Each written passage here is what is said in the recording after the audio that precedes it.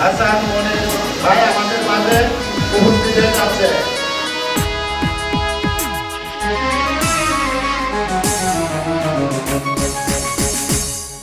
শ্রমিকের ন্যায্য অধিকার আদায়ের অঙ্গীকার, পৃথিবীর যত শ্রমিক মুঠ হাতে হাত এক মুঠ। শ্রমিকের ন্যায্য অধিকার আদায়ের অঙ্গীকার, পৃথিবীর যত শ্রমিক মুঠ হাতে হাত এক মুঠ। বাঁধে বাঁধে বাঁধে বাঁধে ঐক্য জোট, বাঁধে বাঁধে বাঁধে বাঁধে ঐক্য জোট।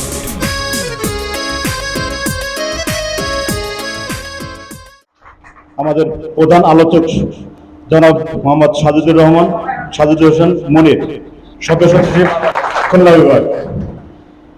এছাড়া আমাদের স্থানীয় সভাপতি সাহেব জনাব আমিনুর রহমান আছেন, কুষ্টিয়া জেলা শাখার। আর আচ্ছা, ওকে, ঠিক আছে।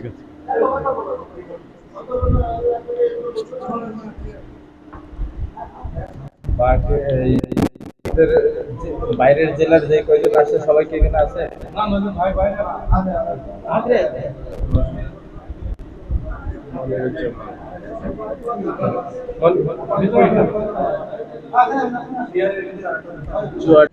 আমি আপনাদের মাঝে আমাদের এই যে খুলনা বিভাগীয় বেশ কয়েকটা জেলা থেকে আমাদের জেলার কিছু নেতৃবৃন্দ আসছে, আমি তাদেরকে পরিচয় করিয়ে দিচ্ছি। আপনারা একটু প্লিজ একটু কেয়ারফুলি দেখবেন আর কি, যে আপনাদের জেলায় মেহমান হিসেবে কারা আসছে ওনাদের নামগুলো আর কি আমি একে একে আর কি প্রকাশ করবো আর কি।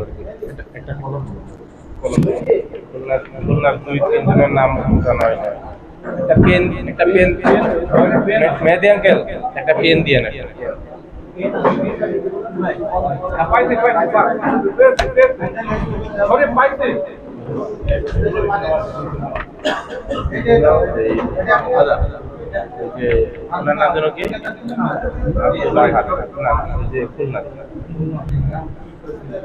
একটু খেয়াল করি ভাই।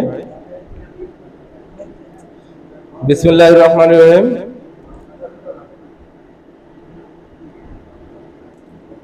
বাংলাদেশ আরএসি মালিক শ্রমিক কল্যাণ অ্যাসোসিয়েশন কুষ্টিয়া জেলা শাখার উদ্যোগে মত বিনিময় সভা। আজকে এই কুষ্টিয়া জেলা শাখার উদ্যোগে যে মত বিনিময় সভার আয়োজক এবং উপস্থাপক সভাপতিত্ব করছেন যিনি, উনি হচ্ছেন আমাদের প্রিয় শ্রদ্ধাভাজন মোহাম্মদ আমিনুর রহমান। উনি হচ্ছেন আমাদের এই কুষ্টিয়া জেলা শাখার সভাপতি।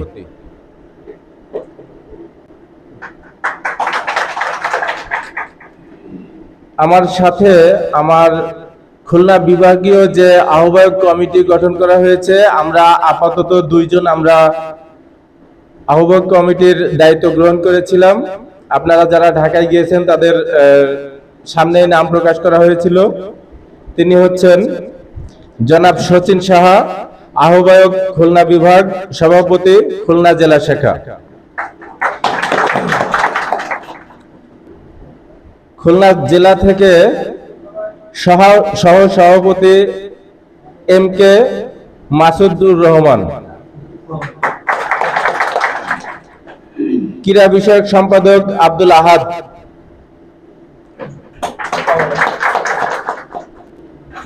উপদেষ্টা থেকে আসছেন আমাদের বাগেরহাট জেলা শাখার সম্মানিত সভাপতি মোহাম্মদ নাজমুল হাসান জনি,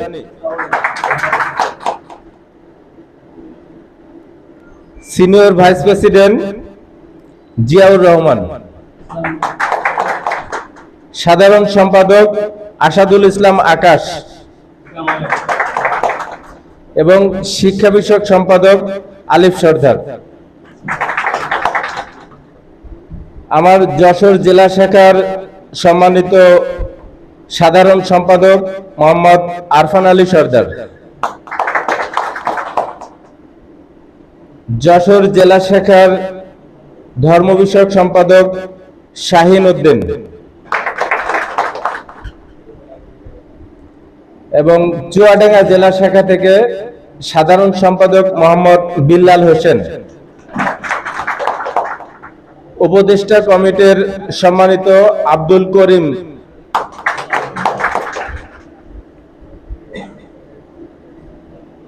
এছাড়াও আমাদের মাঝে উপস্থিত আছেন কুষ্টিয়া জেলা শাখার 21 জন বিশিষ্ট কমিটির যেই দায়িত্বপ্রাপ্ত কমিটির যে ভাইরা আছেন, তার ভিতরে আমিনুর রহমান তো উনি সভাপতি আছেন, সাধারণ সম্পাদক শরীফুল ইসলাম এবং সাংগঠনিক সম্পাদক মোহাম্মদ তারেক।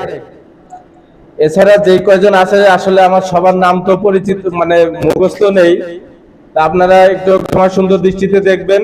ওনারা 21 জনই আশা করি এখানে উপস্থিত আছেন এবং সময় স্বল্পতার কারণে আমি একটু সংক্ষেপ করছি আর কি।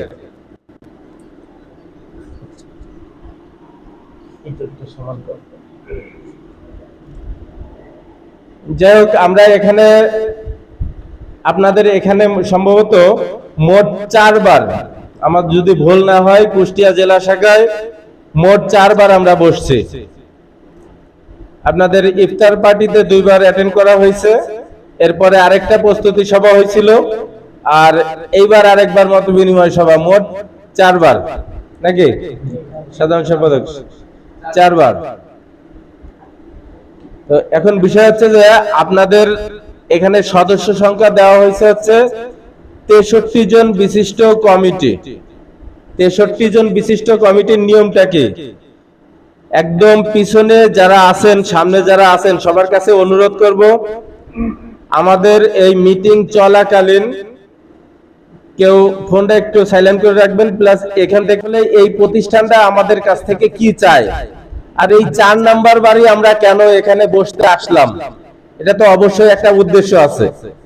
এবং আমার সাথে সফর সঙ্গী হিসেবে যিনারা আসছেন, প্রত্যেক জেলার প্রতিনিধিত্ব করতেছেন যিনারা, ওনাদেরকে উদ্দেশ্য করে একটা কথা বলবো যে এই কুষ্টিয়া জেলা থেকে শুরু হচ্ছে এটা, যে আমরা কিভাবে আমাদের কার্যক্রম পরিচালনা করব এই বিভাগে, এই বিষয়টা আপনারা দেখে যে ঠিক এভাবেই আপনাদের জেলায় সেটা আপনারা প্রতিফলন ঘটাবেন, এটা আপনাদের কাছ থেকে আমি আশা করছি।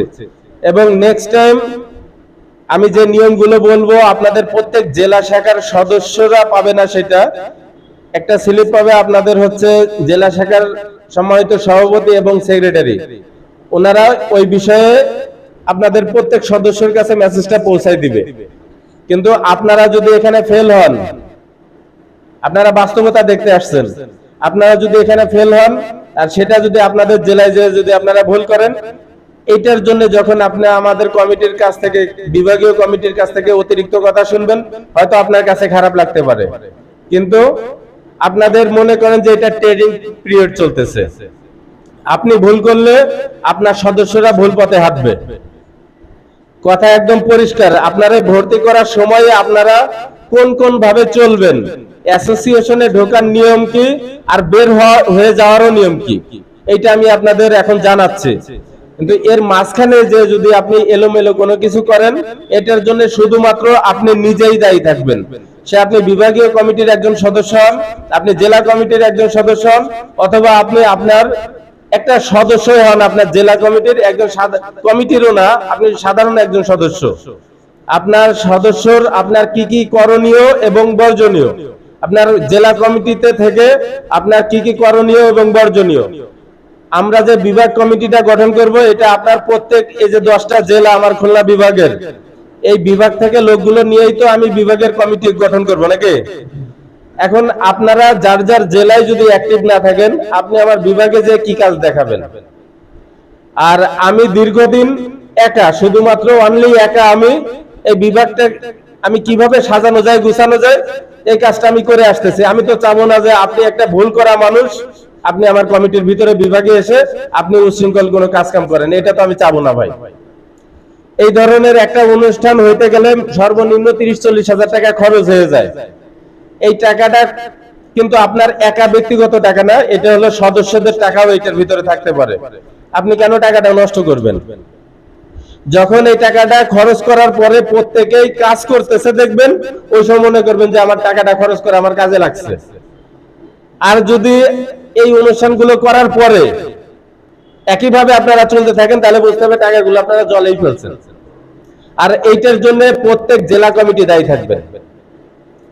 তো এই জেলা কমিটি গুলোরে যাতে সদস্যরা বলতে না পারে যে ভাই আপনি তো আমাদের জানান নাই, সরাসরি বিভাগের পক্ষ থেকে আপনাদেরকে বিষয়গুলো আমরা জানাই দিচ্ছি যে আপনি সদস্য হয়েছেন, আপনার করণীয় কি কি, আপনি জেলা কমিটিতে আসছেন, আপনার করণীয় কি কি, এবং সামনে বিভাগীয় কমিটিতে যে আপনি কি কি করবেন। আপনারা আমরা আজকে এখান থেকে বিদায় নিয়ে চলে যাব, জেলার থেকে যারা আসছে তারাও চলে যাবে। যদি মনে হয় এখানে কঠোর কোনো কিছু নির্দেশনা আসছে কেন্দ্র থেকে, আপনারা বলবেন যে ভাই এই নিয়মে আমরা চলতে পারবো না, আলহামদুলিল্লাহ, আপনারা জোর করার কিছু নেই। কিন্তু আপনি যদি এখানে থাকেন, কথাও শুনবেন, নিয়ম নীতিও শুনবেন, আবার নিয়ম অনুযায়ী চলবেন না, তাহলে তো সমস্যা।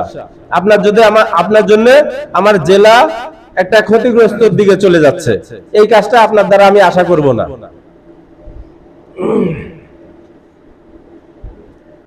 বাংলাদেশ আরএসি মালিক শ্রমিক কল্যাণ অ্যাসোসিয়েশন, এটা একটা রেজিস্ট্রেশন সংগঠন। এই বিষয়ে কি আপনাদের কারো কোনো দ্বিমত আছে কিনা? হাউজে যারা আছেন আপনারা উত্তর দিবেন, পিছনের দিকে যারা আছেন বা সামনে আছেন, আমার টেবিলের ডানে বামে আসেন, আপনারা বলবেন। আমার এই 10টা জেলা থেকে প্রতিনিধি নিয়েছিলাম 3 জন করে, কিছু জেলা থেকে কিছু বেশিও গেছিল, এবং তারা কেন্দ্রীয় কমিটির সামনে কিছু কথাবার্তা বলে আসছে, শুনে আসছে। এরপরেও আবার আমি বলতেছি যে বাংলাদেশ আরএসি মালিক শ্রমিক কল্যাণ অ্যাসোসিয়েশন, এটা একটা রেজিস্ট্রেশনকৃত সংগঠন, রেফ্রিজারেশন সেক্টর নিয়ে কাজ করে এরকম 2টা সংগঠন। একটা হচ্ছে refrigeration and air conditioning merchant association BRAMA, আরেকটা হচ্ছে বাংলাদেশ আরএসি মালিক শ্রমিক কল্যাণ অ্যাসোসিয়েশন। এই 2টাই অ্যাসোসিয়েশন আমাদের এই সেক্টরের জন্য কাজ করতেছে। এই বিষয়ে আপনাদের কোনো দ্বিমত আছে কিনা? যদি থাকে হাত উঁচা করবেন যে ভাই আমি বুঝি নাই, আপনি বুঝাই বলেন, এরকম কোনো প্রশ্ন থাকলেও আপনারা হাত উঁচা করবেন। কিন্তু আমি যে স্টেপ বাই স্টেপ এক একটা সাইড আমি চলে যাচ্ছি, পরে বলবেন যে ভাই আমি ওই দিন বুঝি নাই, আপনার জেলা কমিটির লোক আপনারে বুঝাইতেছে, আপনি বলতেছেন যে আমি বুঝি নাই বা আপনি ওই নিয়ম মতো চলতেছেন না। আপনার আবার সদস্য পদ থেকে যখন কেটে দেওয়া হবে, আপনি বলবেন যে ভাই কি ব্যাপার, আমার কেটে দেওয়া হলো কেন, আমার কি এসি ফ্রিজের ওয়ার্কশপ নেই, আমি তো আপনাদেরই ডিপার্টমেন্টের লোক, আমার বাদ দিলেন কেন? আপনি তো নিয়মের ভিতরে চলতেছেন না ভাই, এর জন্য আপনারে আমরা বাদ দিয়ে দিচ্ছি। এখন বিষয় হচ্ছে যে এত টাকা খরচ করে অ্যাসোসিয়েশন রেজিস্ট্রেশন বের করছে উচ্ছৃঙ্খল কোনো কাজ কাম করার জন্য না। এটার ভিতরে ফাইনাল হিসাব আছে। আমরা এখন আপনাদের জেলায় এগুলো পার বসার পরেও এইবার শুরু হয়েছে আপনাদের কোন ভাবে আপনারা চলবেন। তো যদি রেজিস্ট্রেশনের বিষয়ে বা অ্যাসোসিয়েশনের বিষয়ে আপনাদের কোনো প্রশ্ন থাকে, আপনারা হাউজের থেকে করতে পারেন। আপনারা যারা সদস্য আছেন, আমাদের সদস্য সংখ্যা কুষ্টিয়ায় সদস্য সংখ্যা হচ্ছে 63 জন। বর্তমানে আমার কাছে যে কাগজগুলো আসছে 63 জন, কিন্তু আপনাদের ওয়ার্কশপ মালিক কিন্তু আরো আছে, সেগুলো আস্তে আস্তে আসতেছে, আরো অদূর ভবিষ্যতে আসবে। কিন্তু 63 জন বিশিষ্ট কমিটি দেওয়া লাগে। আপনি 21 জন বিশিষ্ট কমিটি, ইনারা দায় নিবে যে আপনাদের কিভাবে দেখভাল করা যায়, বা আপনাদের কারো কোনো সমস্যা হলে এই 21 জনের নেতৃত্বে আপনাদের কাছে পৌঁছাবে এবং আপনাদের দেখাশোনা করবে। আবার আপনারাও নিয়ম নীতি মেনে চলবেন। 21 জন যদি কমিটির ভিতরে থাকে, তাহলে মিনিমাম 63 জনের কাগজ দিতে হয়। কাগজগুলা কি কি, সেই আইটেমগুলো আপনারা কম বেশি এখানে যারা আছেন আপনারা জানেন। সর্বপ্রথম কথা হচ্ছে আপনার ট্রেড লাইসেন্স থাকতে হবে, এবং সেটা অবশ্যই আপডেটকৃত ট্রেড লাইসেন্স আমাদের কাছে জমা করতে হবে। ফার্স্ট টাইম আপনার কাছ থেকে নেওয়া হয়েছে যে আপনি হয়তোবা ট্রেড লাইসেন্সটা আপডেট করেন নাই, ফেল আছে, সেটা আমাদের কাছে দিয়ে দেওয়া হয়েছে। কিন্তু আপনারা উপস্থিত এখানে যারা আছেন, আপনাদের কাগজগুলো কিন্তু এবার অ্যাসোসিয়েশনের অনলাইনে যাবে।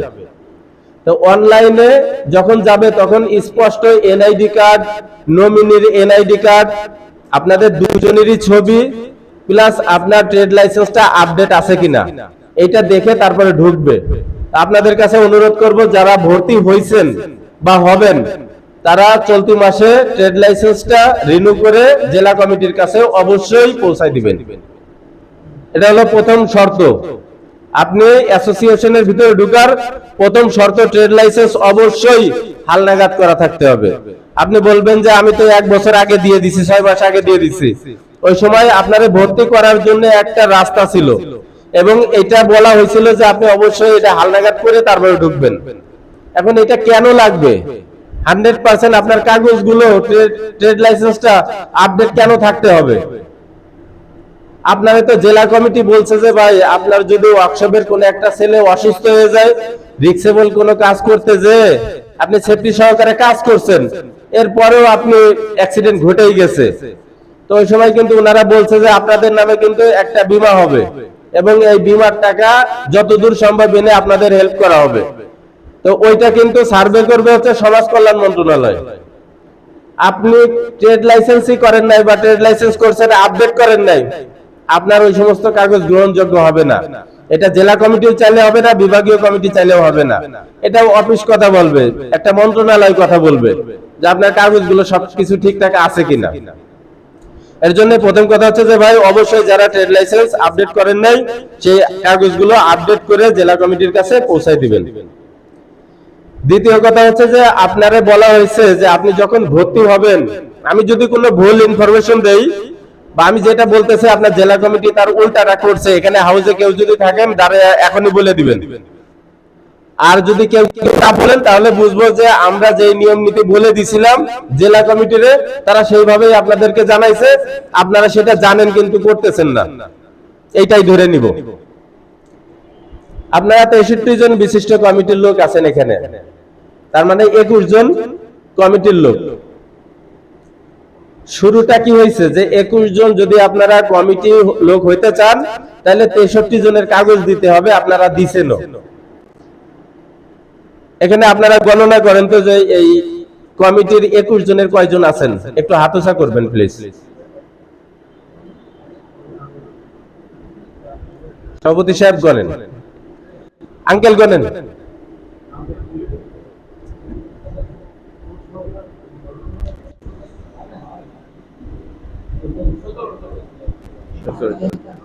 বাদ বাকি কি কারণ দর্শাইছে আপনাদের সভাপতি সাহেব, সাধারণ সম্পাদক? মিরপুরের একজন সালে দিয়ে আসতে পারে না, আর চারজন শেষে আসতে এক ঘন্টা থেকে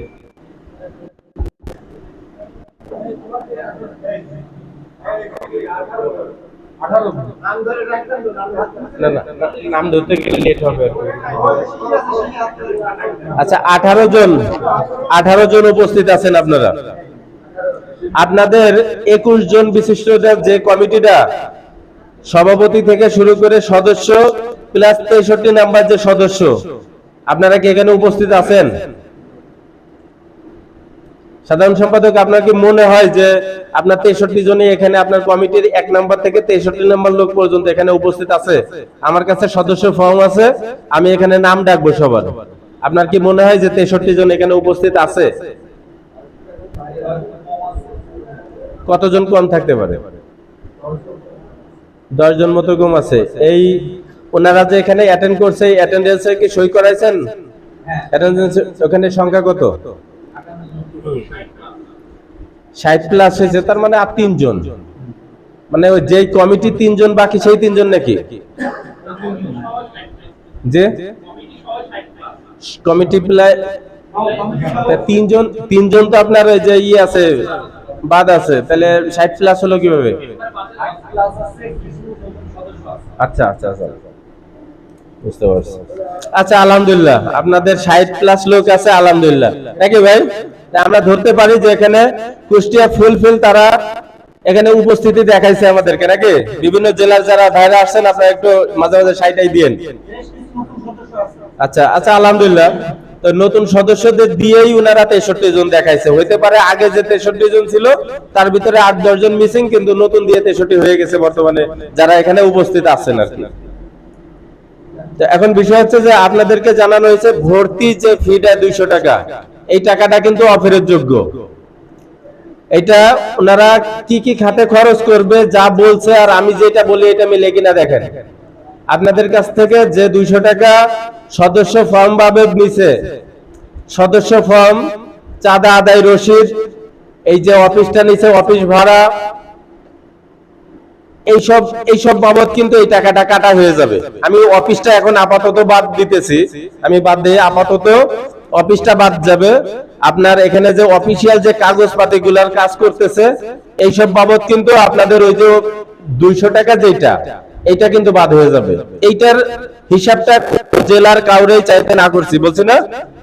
প্রত্যেক জেলার এখানে আমার বিশেষ করে আমার এই যে 3-4টে জেলার প্রতিনিধি এখানে আছেন এবং আপনাদেরকেও যে নিয়মটা বলছি উনাদের বেলাও সেই একই নিয়ম, যে 200 টাকা করে যারা দিছে এই টাকাটার কোনো হিসাবটা নিতে পারবে না, শুধুমাত্র এই কাগজপত্র কিছু কমপ্লিট করছে এই কারণে, বিভিন্ন খরচের কারণে।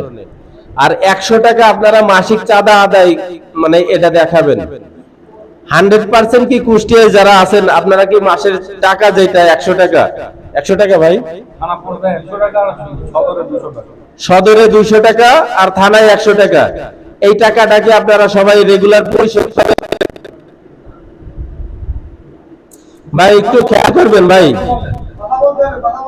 আপনাদের একটা একটা নাম করে কিন্তু আমাদের কাছে রিপোর্ট যাবে। আপনি বোঝেন আজকেও যেমন আসছেন আপনার কিন্তু একটা কাজ থাকতে পারে, আপনি সেই কাজটা বাদ দিয়ে আসছেন, গততে 3 বার আসছেন এবং এই অ্যাসোসিয়েশন নাম একটা ঝুলাই রাখছেন আপনার দোকানে।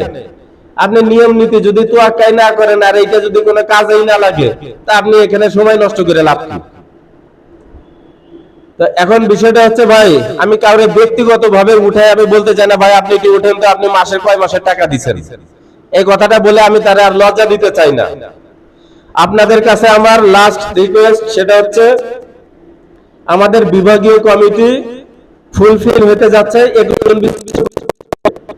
এই 21 জন বিশিষ্ট কমিটির যাদের নিব তারা হচ্ছে প্রত্যেকটা জেলার প্রতিনিধি, বিশেষ করে প্রথম সভাপতি, এরপর সেক্রেটারি, এরপরে সাংগঠনিক, এইভাবে আমরা মোট 21 জন নিব। কিন্তু দেখা গেল কোন জেলার সভাপতি নড়বড়ে কাজ করে না ঠিক মতো, ওই জেলার 21 নম্বর সদস্যরা নিয়েও আমি বিভাগীয় কমিটির ভিতরে ঢুকাইতে পারি। কারণ আমি দেখে আসছি যে আপনার জেলা আপনি কাজই করেন না, আপনি সভাপতির মতো জায়গায় থেকে কাজই করেন না, আপনার সাথে আমার যে লিয়াজুটা থাকার দরকার সেটা নেই। তো বাচ্চাদের মতো এই সমস্ত খেলা করে লাভ কি? একটা টাইমে এসে আপনার ওই পদটাও থাকবে না। আমি বিভাগের থেকে আপনারা চাইরে না পয়সা দেই না, কারণ কেন্দ্র আমাদের দেয় না। আবার আপনি সময় নষ্ট করে এখানে বসেও আছেন, তা লাভ কি এখানে থেকে ভাই?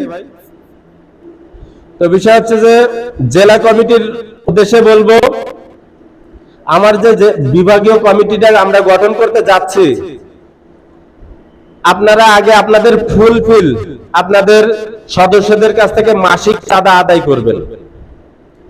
যখন আমি 1 টাকা 2 টাকা 5 টাকা যে মাসিক চাঁদাটা আমার ধার্য করা হয়েছে, এটা যখন আমি আপনার কাছে দিব ওই সময় আপনার প্রতি আমার একটা টান সৃষ্টি হবে। টাকা কিন্তু বেশি না। যখন ফিরে আপনার কাছে আসবো আর আমার দোকানে একটা ছেলে অ্যাক্সিডেন্ট ঘটছে, তার বিভিন্ন বিষয়ে আমি সুবিধা পাবো, ওই সময় আমার থাকলেও কি না থাকলেও কি আমার দোকান আছে, রেফ্রিজারেশন অপশন মালিক আমি সব পাবো, এটা আমি জানি। এই ভেবেই আপনাদের পিছনে দৌড়াই বেড়াবে। কিন্তু আমার নিয়ম হচ্ছে 100% আপনাদের জেলার 1 টাকাও কখনো বিভাগে যাবে না, বা বিভাগ থেকেও ঢাকায় যাবে না। বিভাগের একটা অ্যাকাউন্ট হবে, সেটাও বিভাগে থাকবে, আবার জেলা কমিটির টাকাটা জেলায় থাকবে। কোন কোন খাতে খরচ হবে এটা আমি আপনাদের বলতেছি এখন। এই সব নিয়ম মানার পরে তারপরে যদি মনে করেন আপনি সদস্য থাকবেন, তাহলে যদি কুষ্টিয়া জেলা মনে করে যে ভাই আমার 33 জন লোক অ্যাক্টিভ আছে, আমি ওই 33 জন দিয়ে 11 জন বিশিষ্ট কমিটি দিয়ে এটা আমি পরিচালনা করব। আর যদি আপনারা মনে করেন যে ভাই আমার 21 জন বিশিষ্ট কমিটি দিয়ে দিছিলেন, আমরা 21 জন নিয়ে আমরা চলাফেরা করব, 63 না আপনারা আরো 500 সদস্য দিতে পারে, আলহামদুলিল্লাহ, কিন্তু নিয়ম মেনে চলতে হবে। আপনারা যারা সদস্য আছেন 100% ভাবে যার যার টাকা বাকি আছে বিগত মাসের, এই টাকাটা সভাপতি সেক্রেটারি বরাবর ওনারা যাদেরকে দায়িত্ব দিছে এই টাকাটা আদায় করার জন্য আমি আশা করছি আপনারা দ্রুত সময়ের ভিতরে 15 তারিখের ভিতরে আমারে রিপোর্ট দিবেন সভাপতি সাহেব, সেক্রেটারি সাহেব, ঠিক আছে, যে জেলা শাখার টাকা সম্পূর্ণ আপনাদের কাছে কালেক্ট হয়েছে এবং আপনাদের এই মুড়ি বইগুলো আমি চেক করব, ঠিক আছে। যে একটা ছেলে জানুয়ারি মাসে ভর্তি হয়েছিল, এটা জুন মাস, এই ছেলে 600 টাকা জমা পড়ার কথা থানা লেভেলে এবং সদর উপজেলায় 1200 টাকা পড়ার কথা, এই টাকাটা আপনারা দিচ্ছেন কিনা এটা কিন্তু আমি সার্ভে করব। এখন প্রথম তো আমাদের বিভাগীয় কমিটি হবে, এরপরে আপনাদের জেলা কমিটি হবে, সবাই কিন্তু আমার হাতে আছে আপনাদের দেখার জন্য। এতটা আমরা ব্যস্ত না যে আমরা কমিটি দিয়ে চলে যাবো আর আপনারাও সদস্য হয়ে গেছেন, বিষয়টা কিন্তু এরকম না। আমাদের বিভাগীয় কমিটির ভিতরে প্রত্যেক জেলা থেকে যাদেরকে নিব দায়িত্বশীল পরিচয় দিবেন। আপনাদের জেলার ভিতরে 21 জন যারা আপনারা আছেন, আমাদের বিভাগে 2টা গ্রুপ আছে, একটা হলো খুলনা বিভাগীয় গ্রুপ, 10টা জেলা এখানে অ্যাটেন্ড আছে নাকি, আরেকটা হলো আমাদের যার যার নিজের জেলার ভাই, চুয়াডাঙ্গা জেলা শাখা, বাগেরহাট জেলা শাখা, কুষ্টিয়া জেলা শাখা আছে নাকি, আমার যশোর জেলা শাখা, যার যার জেলা শাখায় আপনাদের আবার নিজের একটা 21 কমিটিরও একটা গ্রুপ করছেন।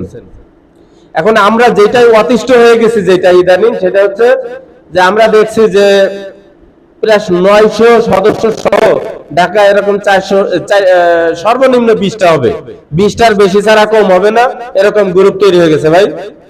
এখন একটা ছেলে 10 তলা থেকে পড়ে মারা গেছে, রাত্রে একটা মেসেজ দিছে, আমার দোকানের ছেলে পড়ে মারা গেছে, আমি মেসেজ দিছি যে ভাই আমি ঢাকার বা খুলনার বা অমুক জেলা থেকে বলছি, আমার ছেলেটা এই মুহূর্তে পড়ে মারা গেছে, আমি খুলনা থেকে বলছি, আমি ঢাকার উদ্দেশ্যে আমি তারে সেটাই দিছি, আমি সামনে থাকা যাবে না, এই মুহূর্তে যদি আমি থাকি আমি তো দোকান মালিক, আমারে পিটাইতে পারে। এখন পরবর্তীতে কি হবে, আলাপ আলোচনা কি হবে, এটা তো পরের হিসেব। ওই ছেলের সাথে সেফটি ছিল কিনা, ওই ছেলে সবকিছু মানছিল কিনা, এটা করবে না, পুলিশ ধরে আগে আমারে নিয়ে যাবে অথবা স্বাভাবিক মানুষ দেখে আমার আগে মারবে। তো ভাই আমি সামনে থাকতে পারতেছি না, আমি একটা মেসেজ দিচ্ছি, আপনারা একটু হেল্প করেন, রক্ত লাগতে পারে 8-10 ব্যাগ, বা এই ছেলেটা কোন হসপিটালে যাবে, এই যে গুরুত্বপূর্ণ মেসেজটা, এটা আমরা দেখি না, অতিষ্ঠ হয়ে গেছি। যদি রিংটোন আমরা চালু করে রাখি, সারাটা রাত বাজবে মোবাইল, সারাটা রাত বাজবে, সারাটা রাত বাজবে, এতগুলো গ্রুপ হয়েছে। আপনাদের কাছে আমার উদারত আহ্বান ভাই, আপনি খুলনা বিভাগের লোক, জেলা কমিটির কাছে অনুরোধ থাকবে, আপনার যত সদস্য আছে আপনি 2টার সাথে আপনি অ্যাড করে দিবেন। একটা হলো আপনার জেলা কমিটির সাথে, বুঝা গেছে, প্রত্যেকটা জেলা কমিটির সাথে অ্যাড করাই দিবেন, আর এটা হচ্ছে খুলনা বিভাগীয় গ্রুপের সাথে অ্যাড করাই দিবেন। আপনাদের যে ব্যক্তিগত একটা 21 জন বিশিষ্ট কমিটির যে গ্রুপটা ছিল, এটা বাদ দিয়ে দিবেন। আমরা কি করতেছি, সংক্ষেপ করতেছি। আপনারা অন্য কোন গ্রুপে যে হয়তো শিক্ষণীয় কোনো বিষয় যদি দেখার হয়, বোঝার হয়, আপনারা ওখানে যাবেন কি যাবেন না, এটা আপনাদের ব্যক্তিগত ব্যাপার। কিন্তু আমাদের অ্যাসোসিয়েশন থেকে পরামর্শ থাকবে, আপনার যে বিভাগীয় গ্রুপ, আপনি যে বিভাগে আপনি বাস করতেছেন, এই বিভাগীয় গ্রুপটা ফলো করবেন, প্লাস আপনার জেলা গ্রুপটা ফলো করবেন। তাহলে তো আর আপনার অতিরিক্ত আর কোনো প্রেশার আসতেছে না। আপনার যদি এই অভ্যাসটাই হয়, তাহলে খুলনা থেকে যে ভাইটা অ্যাক্সিডেন্ট করলো, কুষ্টিয়ার ভাই দেখে বললো যে হ্যাঁ তো আমার বিভাগের লোক, অবশ্যই দেখি যে ওই চুয়াডাঙ্গা এক ভাই আছে আমার পরিচিত, ওরে বলি ও থাকে ঢাকা মিরপুরে অমুক জায়গায়, আর অমুক জায়গায় ভর্তি হয়েছে, ওরে বলে দিই ওখানে ব্লাড দিয়ে, এটাই। কিন্তু আপনি যখন মনে করবেন যে আমারে তো পেস্ট করে বিভিন্ন গ্রুপে নিয়ে গেছে, আমি সেসব জায়গায় এই সমস্ত অ্যাডভার্টাইজিং দেখে বেড়াই, কখন যে আমার এই খুলনা বিভাগের একটা ছেলে ইমার্জেন্সি একটা মেসেজ দিল, আপনারা কিন্তু এটা বুঝলেনই না। ওই সময় তার কাজেও আপনি আসলেন না, মানে আপনার কাজেও আমি আসলাম না। আপনি একটা বিপদে দিচ্ছেন, আপনার দোকানের একটা ছেলে অ্যাক্সিডেন্ট হয়েছে, আপনি খুলনা বিভাগীয় ইসে দিচ্ছেন, আমি ওটার ভিতরে ঢুকি নাই, কারণ সারাদিন বাজে, আমি ওই গ্রুপের ভিতরে ঢুকলামই না। কিন্তু ওখানে কিন্তু আমার একেবারে এখন কি বলবো, যে এখন যদি ধর্মীয় ভাষায় বলা যায়, আসলে ফরজে আইন ছিল আমার এটা দেখা, এটা তো আমাদের কর্তব্য। আমরা যেহেতু একটা অ্যাসোসিয়েশন করতেছি ভাই, আমরা তো একজন আরেকজনের পাশে দাঁড়ানোর জন্য আমরা প্রতিজ্ঞা করছি। কিন্তু আপনারা কেউ বলতে পারবেন যে ভেড়ামরায় একটা ছেলে অ্যাক্সিডেন্ট হয়ে পড়েছে, এরপরে কিভাবে চিকিৎসা নিয়ে তারপর মারাই গেছে না সুস্থ হয়েছে, এরকম সবাই কিন্তু সবার খবর রাখেন, আপনারা কিন্তু রাখেন না।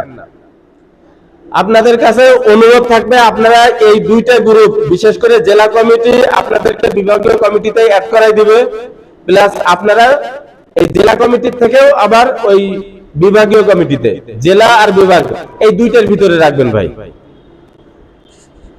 এটা অ্যালার্ট থাকার জন্য।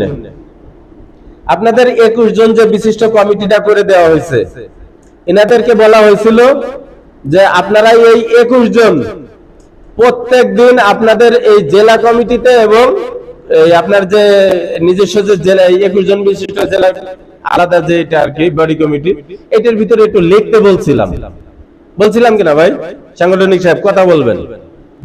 আপনাদের বলছিলাম যে আপনাদের 21 জন কমিটি, 21 জনই আপনি কি হয়েছে ধর্ম বিষয়ক সম্পাদক, তা আপনি আজকে লিখলেন যে ভাই অমুক দিন আমাদের এই দিবস, অমুক দিন আমাদের শবে বরাত, অমুক দিন শবে মেরাজ, বা এই দিনে আজকে এই তাৎপর্য আছে। এটা হলো আপনি যে পদে আছেন, আপনার পদের থেকে এটা আপনার তথ্য ও প্রযুক্তি বিষয়ক সম্পাদক বানানো হয়েছে। আপনি তো বিভিন্ন গ্রুপের সাথে অ্যাড আছেন, বা এখন ফেসবুকেও আসতেছে, যে সুযোগ সুবিধাগুলো আমাদের রেফ্রিজারেশনের বিষয়ে আসতেছে, আপনি এটা লিখে গ্রুপে কেন দেন না? আপনাদের তো তথ্য বিষয়ক সম্পাদক বলা হয়েছে এখানে, তথ্য ও প্রযুক্তি বিষয়ক সম্পাদক। আপনার কাছ থেকে সদস্যরা আছে, আপনি যে পোস্টটা করবেন এখানে এইটা দেখে তারা উপকৃত হবে। এখন আপনারা যে পদের আপনার কোনো কাজই দেখাইতেছেন না, আপনি 21 জনের ভিতরে কেন বসে আছেন এটা বলে নাকি কি ভাই? আপনি এই 21 জনের ভিতরে কেন বসে আছেন? আপনার সদস্যরা আপনারা তো উপকার পাচ্ছে না। আপনি সাংস্কৃতিক বিষয়ক সম্পাদক, আপনার যে সাংস্কৃতিক বলতেই যে নাচ গান বিষয়টা এরকম না, ধর্মীয় সাংস্কৃতিক বিষয় হয় না ভাই? আপনি এই বিষয়ে কথা বলেন না কেন, লেখেন না কেন? প্রচার সম্পাদককে আমি তারে চিনিই না, নির্দিষ্ট কোনো জেলার নাম বলছি না, প্রচার সম্পাদককে আমি তারে চিনিই না। সভাপতি, সেক্রেটারি, সাংগঠনিক 3 জন মিলে একটা অনুমোদন নিয়ে আসলো, সেটারে কি করবে? তার জেলা কমিটির ভিতরে পোস্ট করার জন্য প্রচার সম্পাদককে বলবে, প্রচার সম্পাদক সেটা দিয়ে দিল। দপ্তর সম্পাদক এটা কি করবে? লিখে রাখবে যে অমুক দিনে এই বিষয় কিন্তু জানানো হয়েছিল। দপ্তর সম্পাদককে বছর শেষে যদি বলা হয় জানুয়ারির 25 তারিখে কি লিখছিলাম, ওই এক চান্সে কাগজ উল্টাই বলে দিবে। এটা কেউ করে নাকি? জেলার ভিতরে আপনাদের অ্যাক্টিভ আছে আপনাদের যে জেলা কমিটি, 21 জন বিশিষ্ট কমিটি, আপনাদেরকে আমি বিশেষ করে এই কুষ্টিয়া জেলা কমিটিরে আমি বেশ কয়েকদিন, বিশেষ করে হেলাল ভাই আছে, যে সাধারণ সম্পাদক আছে আমাদের, এই যে তারেক ভাই আছে, নজরুল ভাইয়ের কথা মনে করেন বাদ দিয়ে দিলাম, উনি মাঝে মাঝে অতিষ্ঠ হয়ে যায়। কি কারণে হয়? কুষ্টিয়া জেলায় সর্বপ্রথম আমি কথা বলছিলাম নজরুল ভাইয়ের সাথে, ঢাকা থেকে এক ভদ্রলোক তার নাম্বার দিল, বললো তার সাথে কথা বলেন, এরপরে ওখানে যারা আছে তাদের সাথে আপনাদের যোগাযোগ হবে। তো নজরুল ভাইয়ের সাথে কথা, এখন উনি অতিষ্ঠ দেখায়, কারণটা কি? আপনার কমিটিরেও উনি ম্যানেজ করতে পারতেছে না, সদস্যদের অ্যাক্টিভিটি দেখাইতে পারতেছে না। আমারে বলতেছে ভাই আপনি ওই 63 নাম্বার সদস্য বানাই দেন আপনি আমারে। মানে আমি কথা বলতে গেলে যদি কারোর সাথে যদি মত বিরোধ সৃষ্টি হয়, কারোর সাথে যদি কথা বলতে গেলে আমার মত বিরোধী সৃষ্টি হয়, তা কমিটির ভিতর থেকে বাদ দিয়ে আমার সদস্য বানা দেন। অন্য সদস্যরা যেরকম নীরব থাকে আমিও সেরকম নীরব থাকবো। এই নীরব থাকার জন্য কি আমি কমিটি বানাইছি ভাই? আপনারা যারা কুষ্টিয়া জেলা কমিটির ভিতরে আছেন, আপনারা এখন একটু এই সদস্যদের সামনে বলবেন, যারা অ্যাক্টিভ আছেন এই বিষয়ে কিন্তু আমি জানি। এই যে মেহেদী আঙ্কেল আছে, আমাদের তারেক ভাই আছে, হেলাল ভাই আছে, সুমন ভাই আছে, সাধারণ সম্পাদক আছে, আর সভাপতি আছে, আরেকটা আছে শুভ কই, এরকম মানে আমার কিন্তু মুখস্থ হয়ে গেছে। এখন আমি জেলা কমিটি, এক এক জেলা কমিটির নামগুলো আমি এখন বলে দিতে পারবো কারাই অ্যাক্টিভ নেই। কি বলছে বুঝছেন? আমি এখানে বসে নাম বলে দেব, আমার 10টা জেলার ভিতরে 10 জন করে যদি বলি 100, আমি 100 নাম এখানে বলে উঠবো আমি, যে তারাই অ্যাক্টিভ নেই। কি বলছে বুঝছেন? এখন আগে কাদের ধরছিলাম? সদস্যদের, আর এখন ধরছি কাদের? কমিটির ভাই আপনারা একটু সাড়া দিবেন, যারা অ্যাক্টিভ নেই তারা আপনারা আগামীতে অ্যাক্টিভ ভাবে আপনাদের সদস্যদের দায়িত্ব নিতে পারবেন কিনা, বা আপনারা যদি মনে করেন যে ভাই আমার কাছে ঝামেলা মনে হচ্ছে, আলহামদুলিল্লাহ আপনি সদস্যের পদে চলে যান, আপনার ওই জায়গাটা আরেকটা ভাইরে দেই, এই ভাইটা দায়িত্ব নিতে চায়, সে কিছু বলতে চায়, তার কিছু অভিজ্ঞতা দেখাইতে চায়। আমি তো আপনি বড় একটা ব্যবসায়ী, আপনারা দেখতে শুনতেও ভালো, আপনারা এমন একটা জায়গায় আমি বসাইতে চাই না যে শুধু আপনি এইটাই খালি শো করেন, বিষয়টা এরকম না। খুলনা বিভাগীয় যে মিটিংটা হয়েছিল এখানে কয়জন গেছিলেন হাতে সেখানে দেখি? আমাদের এই কমিটির ভিতরে এই কয়েকজন, এই যে আঙ্কেল এরা কয়েকজনে গেছিল আর কি, আপনারা জান নাই। তা আপনাদের এই যে কয়জন গিয়েছিল এই কয়জনের সামনে জিজ্ঞেস করে দেখেন। আমি ওইদিন বলছিলাম যে আমাদের বিভাগীয় কমিটি, জেলা কমিটির ভিতরে তাদেরকেই আনবো যারা কাজ করবে। আঙ্কেল মনে আছে? ওনারা এবার আঙ্কেল বলে, যে শামীম ভাইয়ের ছেলে, ওনারা এবার আমি আঙ্কেল বলি আর কি। বিষয়টা হচ্ছে যে আমাদের প্রত্যেকটা জেলা কমিটির ভিতরে সেই লোকটাই থাকবে যে স্বেচ্ছায় কাজ করবে, যে স্বেচ্ছায় কাজ করবে। বিভাগীয় কমিটির পক্ষ থেকে আপনার জন্য কোনো টাকা বরাদ্দ নেই, জেলা কমিটির কারোর জন্য নেই। আবার জেলা কমিটিরেও এই সদস্যরা কেউ টাকা দেয় না। তাহলে স্বেচ্ছায় কাজ করতে আসছেন, আপনার এখানে একটা লাভ আছে, সেটা হচ্ছে ইজ্জতের সাথে এলাকায় চলাফেরা করতে পারবেন। আপনি মারা যেও সমাজে বেঁচে থাকবেন, আপনি বলবেন যে এই লোকটার জন্য রেফ্রিজারেশন সেক্টরটা উজ্জ্বল হয়েছিল এই কুষ্টিয়া জেলা শাখায়, আপনি সেই জায়গাটাই আপনার একটা প্রতিনিধিত্ব করার জন্য দেওয়া হয়েছে। এই সেক্টরে আমরা যদি লাভবান হই, ব্যক্তিগতভাবে লাভবান হওয়ার কোনো সুযোগ নেই, সমষ্টিগতভাবে। আমি গতকালকে কুষ্টিয়া চুয়াডাঙ্গা জেলার এক ভদ্রলোকের সাথে আমি রাতে প্রায় 1টার দিকে কথা বলছি। উনারে আমি মানে কথাই চলে আসে না যে কিরে কাটে চোরে বলে না, আমি ওই চোরই শাস্তি রাত্রে। এটা মানুষের বিশ্বাস করার জন্য আর কত রাস্তা অবলম্বন করতে হবে। আমি যে এই যে চলাফেরা করতেছি আর কত কষ্ট হচ্ছে সেটা আমি জানি ভাই, আমার কতটুকু ক্ষতি হচ্ছে সেটা আমি জানি। সাপোজ আমি বুঝাই, আমি এখানে আসতে যাই আমার 15,000 টাকা 17,000 টাকা আমার খরচ হয়েছে আমার এখানে আসতে। আপনার জেলা কমিটির 4 আনা দেই নাই, কিন্তু আমি এখানে আসতে আমার ব্যক্তিগতভাবে 15-17,000 টাকা খরচ আছে।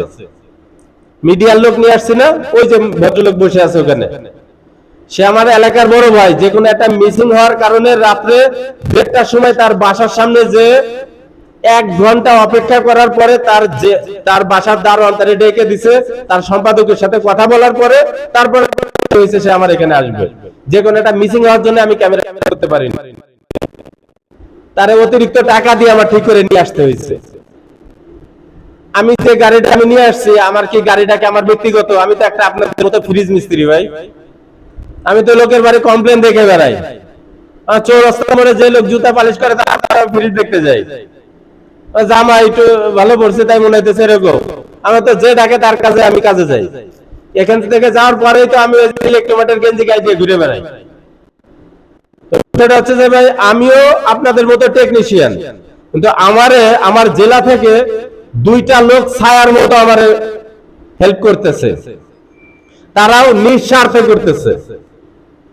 যশোরে হানি ইলেকট্রিক নামে একটা প্রতিষ্ঠান আছে, যারা সর্বনিম্ন তাদের ফ্যামিলির সর্বনিম্ন 40 থেকে 42 জন তাদের ফ্যামিলি সদস্য, তারা এই আমাদের ইলেকট্রিক মার্কেটের ভিতরে বিভিন্ন ভাবে জড়িত, হয় পার্সেল ব্যবসায়ী অথবা মোটরের কাজ করতেছে অথবা মোটরের ব্যবসায়ী।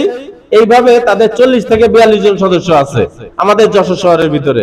উনি হচ্ছেন আমার জেলা সাধারণ সম্পাদক, ইনি আমার পাশে বসে আছেন। ইনি সর্বোচ্চ চেষ্টা করে যখন যেই টাকাটা যেখানে যেভাবে লাগে, মনে আজকে 500 লাগবে, তুমি আমার কাছে 250 নিয়ে যাও, তুমি 250 দাও, সে এভাবে দিচ্ছে। আরেকজন আছে আজিজুল ইসলাম, যিনি এলজির ভেন্ডর, আপনাদের এখানে কেউ চিনেন কিনা আমি জানি না, শিমুল ইলেকট্রিকের মালিক ভাই চেনেন। উনি হচ্ছে আমার জেলার সাংগঠনিক সম্পাদক। খালি বলে ভাই টাকা লাগবে, কয় টাকা লাগবে? আচ্ছা ঠিক আছে, 5,000 চাইছি, 3,000 দিয়ে দিল। নিঃস্বার্থভাবে এইভাবে আমার মনে হয় এই মোটামুটি গত 3-4 বছরে আমার এভারেজ মিলে সর্বনিম্ন 4 থেকে 5 লাখ টাকা বিভিন্ন ভাবে খরচ হয়েছে, এবং প্রত্যেকটা আমার কবে আমার গাড়ি ভাড়া গেছে, কোন হোটেলে খাইছে, প্রত্যেকটা জিনিস আমার লেখা আছে। এই টাকা কি আমারে যে কেন্দ্রীয় কমিটি দেয় নাকি আমারে? আপনারা যারা প্রতিনিধি কি ছিলেন, আপনাদের সামনে বলছে নাকি যে ভাই কেন্দ্র থেকে আমারে টাকা দেয়? বলছিল ভাই বাগেরহাট, খুলনা? কেউ বলে নাই, আপনারাও গেছিলেন, বলছে নাকি ভাই? আপনাদের জেলা থেকে টাকা উঠাই চারা নাও, তাহলে এই টাকাটা আসে কোথা থেকে ভাই? আমি তো একটা ফ্রিজ মিস্ত্রি, আমার ফ্যামিলি নেই, তা আমি আপনাদের পিছনে কি কারণে ঘুরতেছি? বিষয় হচ্ছে ভাই, আপনাদের সাথে ব্যক্তিগতভাবে, বিশেষ করে আমি জেলা কমিটির বলতেছি, ব্যক্তিগতভাবে কারোর সাথে আমার কোনো লেনদেন নাই, তো তাহলে তো গ্যাঞ্জাম ফ্যাসাদ হওয়ার কথা না। আবার এই সংগঠনটারে তো নিয়ে আসছি, আমার বিভাগের ভিতরে আমি আনুমানিক ধরছি সর্বনিম্ন 2000 টেকনিশিয়ান আছে, সর্বনিম্ন। এক এক জেলায় ধরছি সামান্য 1-150 করে। তাও দেখেন আমার এই বিভাগের ভিতরে সর্বনিম্ন 2000 টেকনিশিয়ান মালিক আছে, তাই না? তা আমি আমার গণনায় পাইছি এই পর্যন্ত 1200 মতো। আমার কাছে যে কাগজপাতি গুলো আছে এভারেজ মিলে আমি 1200 পাইছি। আপনাদের কাছে আমি অনুরোধ জানাচ্ছি ভাই, আপনাদের কারোর সাথে আমার কোনো লেনদেন নাই, গ্যাঞ্জাম ফ্যাসাদ নেই। আবার যদি মনে করেন যে মনের একলা এতদিন নেতৃত্ব দিল কিভাবে, এটা আমার জানার বোঝার বিষয় আছে। আমার জেলা সাধারণ সম্পাদক এখানে বসে আছে, ওনার কাছে জিজ্ঞেস করেন যে আমি কিভাবে চলাফেরা করি। আমি যশোর জেলার সভাপতি, আমার ওনার ব্যবসার প্রতিষ্ঠানের তুলনায় আমার মনে হয় 20 ভাগের 1 ভাগও প্রতিষ্ঠান বড় না আমারটা, ওনাদের তুলনায়। আমি কিন্তু যশোর জেলা শাখার সভাপতি, আর উনি হচ্ছে সাধারণ সম্পাদক। সাংগঠনিক সম্পাদকের প্রতিষ্ঠান আরো বড়। তারা বলছে যে ভাই তুমি একটু দৌড়াই বেড়াও, কিভাবে খুলনা বিভাগের ভিতরে আমরা মাথা উঁচা করে পরিচয় দিব যে আমাদের আরএসসি সেক্টরের সবাই ঐক্য আছে আমাদের ভিতরে, ঠিক আছে? শুধুমাত্র এইটুক কথার পিছনেই ওনারা টাকা খরচ করতেছে, আমি আর কোনো অর্থ খুঁজে পাই না। এখন বিষয় হচ্ছে আপনার জেলা কমিটির কাছে আমি অনুরোধ জানাচ্ছি, আপনারা যারা নেতৃত্বের স্থানে আছেন ভাই, আপনারা তো এই যে আমরা এখানে এই যে জায়গাটা দিচ্ছেন, এখানে বসছি, আমার তো খুবই ভালোই লাগতেছে, আপনাদের সামনে বক্তব্য দিচ্ছি। অনেকে আমার দিকে তাকায় আছেন, ক্যামেরা রয়েছে, একটু পরে হয়তো ইউটিউবে ফেসবুকে দেখা যাবে। এইটার পিছনে শ্রম দেওয়ার কারণে আপনারা আমার এখানে বসাইছেন। আপনার জেলা কমিটির ভিতরে আপনারা যারা আছেন, থানায় গেলে পরে আপনারা কিন্তু ওই থানার সদস্যরা বলে উঠে যায়, বলে ভাই আপনি আমার চেয়ারে বসেন। একজন দোকান মালিক, ভাই আপনি এখানে বসেন। আপনি এই জেলা কমিটির ভিতরে থাকার কারণে আপনারা ওই মূল্যটা দিচ্ছে, তাই তো? তো এখন সমষ্টিগত ভাবে যদি আমরা একটু ভালোভাবে চিন্তা করি যে আসলে এটার ভিতরে আমরা কেন ঐক্যবদ্ধ, কেন হইতে চাইতেছি, আমাদের প্রধান লক্ষ্য হচ্ছে আমাদের পরিচয় দেওয়ার মতো কোনো জায়গা ছিল না। আমার এক বন্ধু আছে আব্দুল রউফ নাম, আছে 227 ইউনিয়নের একজন নির্বাচিত মেম্বার, 19 জন বিশিষ্ট একটা কমিটি আছে, সে ওখানকার একজন মেম্বার। যদি খালি শুনে যে পরিবহনের কোন জায়গায় একটা মানুষ অসুস্থ হয়েছে, অ্যাক্সিডেন্ট হয়েছে, বা গাড়িটা নষ্ট হয়ে গেছে, বা অমুকের গাড়িটা চুরি হয়ে গেছে, তারা কমিটির লোক 19 জন না পারুক 5 জন মিলে হলেও সেখানে যে খোঁজ খবর নেয়। আবার আপনি একটা হেল্পার ড্রাইভারের গাড়ি আর করে দেয়, আমরা চলতেই দিব না, এটার আমরা প্রতিবাদ জানাচ্ছি। তারা অন্যায় ভাবে আমাদের এই কাজ করতেছেন, এইভাবে তারা মাঝখানে দাঁড়ায় পড়ে। তা আমি তো আজ পর্যন্ত কোনোদিন দেখলাম না ভাই রেফ্রিজারেশন সেক্টরের কাউরে রাস্তাঘাটে ধরে মারতেছে বা বাইন্ধে রাখছে, আটকাইছে, কেউ যে আবার প্রতিবাদ করতেছে। মানে আমি কি তার মানে ধরে নিব যে আমাদের এই তাবলিগ জামাতের লোক নাকি? আমাদের এই সবাই কারোর সাথে কোনো গ্যাঞ্জাম হয় না? কারোর সাথে কোনো গ্যাঞ্জাম হয় না? প্রতিনিয়ত হচ্ছে, নির্যাতিত হচ্ছে। আমার দোকানের একটা ছেলে পরে মারা যাচ্ছে, তার বিষয়ে আমি হঠাৎ করে আমার এই ভাষায় দেওয়া হচ্ছে। কোন ভাবে হচ্ছে? আমি তার কাছে বলছি যে ভাই তুমি সেফটি বেল্ট আছে, হেলমেট আছে, দড়ি আছে, এইগুলা নিয়ে অমুক জায়গায় যে 2 তলা বিল্ডিং করতে হয়েছে, মাজায় বেঁধে তারপরে ওখানে নামবা, নেমে তারপরে তুমি অ্যাঙ্গেলটা ফিটিং করবা, তারপরে পায়ের নাট লাগাবা, এরপরে তুমি পাইপ লাগাবা, ভ্যাকুম করবা, গ্যাস দিবা। আমি তারে ভালোভাবে দেখাই দিছি, বুঝাই দিছি, দীর্ঘদিন সে আমার সাথে চললো। অথচ যখন আমি তারে পাঠাইলাম, আমি একটু শহরে গেছি বা আশেপাশে গেছি বা দোকানে আছে, আমি খেয়াল করি নাই যে সে সেফটির আইটেম গুলা নিছে কিনা। সে কোনো কিছু না নিয়ে যে সেইভাবে কাজ করছে, সে ওখান থেকে পড়ে হয় হাত পা ভাঙছে অথবা মারাই গেছে। সর্বপ্রথম পুলিশের কাছে কমপ্লেন গেছে, মনিরের অমুক ছেলে পড়ে মারা গেছে বা আহত হয়েছে, পরে অ্যারেস্ট করে নাকি। ভাই আমার দোষটা কোন জায়গায়? আমি তো তারা বিভিন্ন আমি জানাইছি, বুঝাইছি, বিভিন্ন জায়গায় ট্রেনিং এ নিয়ে গেছি। আমরা দোকানে ছেলেদের ট্রেনিং এ নিয়ে যাই না ভাই? তো এত সচেতন করার পরেও দোকান মালিক কিসের জন্য, মানে একটা ছেলে পড়ে মারা গেলে তার ফ্যামিলি থেকে বা এলাকার বাসীর পক্ষ থেকে বা বিভিন্ন ধরনের রাজনৈতিক দল হয়েছে, আই সেই কলার চেপে ধরে 5 লাখ দে তাড়াতাড়ি, তোর বিষয়টা আমরা দেখতেছি, এই কথা চলে আসে। আমি ওয়ার্কশপ মালিক হয়ে তারে যখন কাজে পাঠাইছি, আমার বিভিন্ন ধরনের আমি বা বিভিন্ন যন্ত্রপাতি সে নষ্ট করছে, একটা টাইমে এসে মিস্ত্রির কাছে কেবল দাঁড়াইছে, এরপরে ও চলে গেছে এখান থেকে। আমার লাভটা কি হয়েছে ভাই? আমার এই ছেলেটা কোন রকম কাজ শিখছে বা মোটামুটি এসি ফিটিং করতে পারে, তারা বিভিন্ন জায়গায় যে আমি কারিগরি শিক্ষা প্রতিষ্ঠানে নিয়ে যে ট্রেনিং গুলো করাইতেছি, এরপরেও সেই ছেলে যে আমার কথা মনে তার এসে অ্যাক্সিডেন্ট করলো, এরপরে এই ড্রাইভার আমার। এখন বিষয় হচ্ছে যে আপনি ওয়ার্কশপে যে ছেলেটারে রাখবেন, এই কথাগুলো কেন বলতেছি ভাই? শুধুমাত্র এস্তেঞ্জাই চাওয়া পদে কেউ উঠা বসা করবেন না প্লিজ, দয়া করে কথাগুলো শুনে তারপরে যাবেন, কারণ আপনার সদস্য পদ বাতিল হয়ে যেতে পারে যখন আপনি এলোমেলো কাজ করবেন। আপনি সমস্ত বিষয়গুলো যখন জানার পরেও আপনি মানবেন না, আমি বুঝবো যে আপনি লজ্জায় বলতেছেন না যে আমারে বাদ দিয়ে দেন, ওই সময় আপনারা আমরা বাদ দিয়ে দিব। আজকে বলতেছি, নেক্সট টাইম আপনাদের জেলা শাখার কোনো কমিটির উদ্দেশ্যে বা সদস্যদের উদ্দেশ্যে আমরা কোনো কথা বলবো না। আমরা শুধু এবার কলম দিয়ে খালি কাটবো যে এই ছেলেটাই অ্যাক্টিভ নেই, বাদ। কমিটির থেকে বাদ দিতে দিতে যখন দেখবো 63 জন বিশিষ্ট কমিটির সদস্যরা এখন 33 এসে পৌঁছেছে, কমিটি ছোট করে 11 জন বিশিষ্ট করে দিব। বুঝা গেছে? এখন বিষয় হচ্ছে ভাই, আপনি যে ছেলেটারে আপনার ওয়ার্কশপে নিবেন, অবশ্যই সেজন্য 18+ হয়। 18+এর কম কোন ছেলে যদি আহত বা নিহত হয়, জেলা কমিটির সামনে তার বিষয়ে 1 ব্যাগ রক্তের জন্যও দাঁড়াবেন না। কথাটা শুনতে খারাপ দেখা যাচ্ছে, 1 ব্যাগ রক্তের জন্যও দাঁড়াবেন না। সাংগঠনিক ভাবে আপনারে কোনোভাবে চুল পরিমাণ ভাবে জেলা কমিটি, বিভাগ কমিটি, কেন্দ্রীয় কমিটি কেউ আপনার হেল্প করবে না। হয়তোবা মানবিক দৃষ্টিতে আমি পাশের দোকানদার বা আমি জেলায় আপনার আমি চিনি, কি ব্যাপার তোর ছেলেটার এই হয়েছে, চল আমিও যাচ্ছি, এইটা হইতে পারে।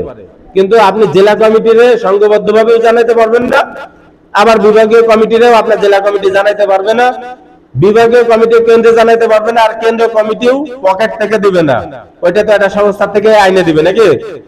যখন দেখবে যে আপনার কমিটির সমস্ত সদস্যদের যা যা কাগজ প্রয়োজন সব কাগজগুলো আছে, বা সে 18+ ভাবে সর্বপ্রথম কিভাবে ধরবে যে নজরুল এটা বাচ্চা ছেলে 18 বছরের, এই লোক অ্যাক্সিডেন্ট করছে, আহত হয়েছে, এই ছেলেরে আমরা হেল্প চাচ্ছি তা আপনাদের মাধ্যমে, জেলা কমিটির মাধ্যমে।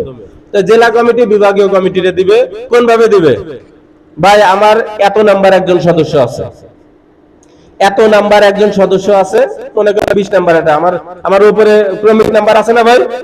সদস্য ক্রমিক নাম্বার আছে, আমরা তো ওই ক্রমিক নাম্বারটা দেখবো। কুষ্টিয়া জেলা শাখা থেকে 20 নাম্বার ক্রমিক নাম্বার, ওখানে বলছে যে নজরুল নামে একজন আছে, উনি আহত হয়েছে। তো বিভাগের কাছে যে সময় লিস্টটা থাকবে, ওই সময় তো আমাদের কাছে সফটওয়্যার চলে আসতেছে, এখন আমরা দেখবো যে কোন জেলার কত নাম্বার সদস্য কে। তো ওইটা আমি যখন দেখবো যে উনি 20 নাম্বার সদস্য, ঠিক আছে, এই 20 নাম্বার সদস্য সবকিছু অ্যাক্টিভ আছে কিনা দেখেন তো। তো উনি দেখবে যে ফেল হইতে পারে, গত বছর কাগজ দিছে, এই বছর ফেল হয়ে গেছে, এটা আলাদা হিসাব। কিন্তু তার 18 বছর পূর্ণ হয়েছিল কিনা, ঠিক আছে, তার 18 বছর পূর্ণ হয়েছিল কিনা, সে আপনার এনআইডি কার্ড দিতে পারে না, কিন্তু জন্ম নিবন্ধন দিছে, কিন্তু তার আইডি কার্ড বের হয় নাই, এরকম ছেলে আছে না ভাই? অনেক মানুষ আছে। তাহলে জন্ম নিবন্ধন হোক, কিন্তু তার 18+ হয়েছে কিনা, যদি হয়ে থাকে আমরা আবার করব কি, বিভাগীয় কমিটির পক্ষ থেকে আমরা কেন্দ্রে জানাবো, কেন্দ্রের পক্ষ থেকে আপনারা ওই সময় হেল্প করবে। কিন্তু তাৎক্ষণিকভাবে আমরা জেলা কমিটিতে জানাই দেবো, ভাই এক কাজ করেন, কমিটির পক্ষ থেকে আপনারা তারা 20,000, 50,000, 1 লাখ টাকা দিয়ে দেন, কেন্দ্রে আলাপ করছি তারা এত টাকা দিতে চাইছে। কারণ ওই প্রসেসিং হয়ে আসতে আসতে তো মারা যাবে নাকি। ওই সময় আমি বিভাগীয় কমিটিতে বলে দিলাম, বিভাগীয় কমিটি বলতেছে ভাই আপনারা কিছু হেল্প করেন, তাহলে আমরাও করি, আমরা জানি এই টাকাটা পাবো, এজন্য আমরাও হেল্প করব, জেলা কমিটিও করবে। কিন্তু যখন দেখবো যে আপনি তো বাচ্চা ছেলে দিচ্ছেন, এ সময় আপনার নামে আমরা একটা মামলা করে দিব। যে সময় সদস্যর নাম্বার দেখবো 20 নাম্বার, নজরুল হয়েছে 13-14 বছরের ছেলে, কিন্তু ওখানে দিয়ে দিছে, ভর্তি করে দিছে। এই ছেলেটা এইবার আমরা আপনার নামে আমরা মামলা করব। মামলাটা করব কিসের জন্য? এই ছেলে তো আপনি জানেন 18 বছরের কমে ছেলের নেওয়া নিষেধ, আপনি আবার সেই ছেলেরে নিছেন, নেওয়ার পরে আবার হেল্প চাচ্ছেন, সরকারি সংগঠন জেনে গেছে আপনি কম বয়সের ছেলেরে নিছেন। এইবার মানে কি আমরা জেনে গেছি, আমি কিন্তু আপনার নামে ভাই মামলা করব। তার মানে কি আপনি চুপ থাকেন, আপনি যদি অল্প বয়সের ছেলে নিয়ে থাকেন সতর্ক থাকেন যে আমাদের কাছে আছে যে আপনি অল্প বয়সের ছেলে নিয়ে আপনার ওয়ার্কশপে কাজ করাচ্ছেন। বিষয়টা ক্লিয়ার? মা ও শিশু বিষয়ক সম্পাদক একটা পোস্ট আছে না ভাই কমিটির ভিতরে, এটার ভিতরে একজন মহিলারে রাখা হয়েছে এবং এটা প্রত্যেক জেলায় বসানো হচ্ছে। সেখানে আমরা একজনই মহিলা রাখি, কিন্তু ওই মহিলাটা সবসময় আমাদের মাঝে এইভাবে উপস্থিত থাকতে পারবে না বিদায় ওইখানে আমরা আরেকটা লোক সাথে আমরা দিয়ে দিচ্ছি, যাতে পাশাপাশি উনি আসে, ওই কাজটা করবে উনি। শিশু শ্রম আইনে আপনার নামে মামলা করে দেবে, আমরাই মামলা করে দেব যে এই লোক আমার এই কুষ্টিয়া জেলার মান সম্মান নষ্ট করছে, ঠিক আছে। তার মানে আপনি 18 বছর বয়সের কম কোন ছেলেরে আপনার ওয়ার্কশপে কর্মরত অবস্থায় রাখবেন না।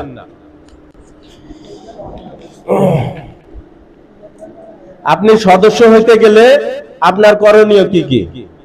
Bangladesh RAC honours workers welfare association একটি সম্পূর্ণ অলাভজনক, অরাজনৈতিক ও জনকল্যাণমূলক সংগঠন। কথা খুব ভালো করে বুঝবেন।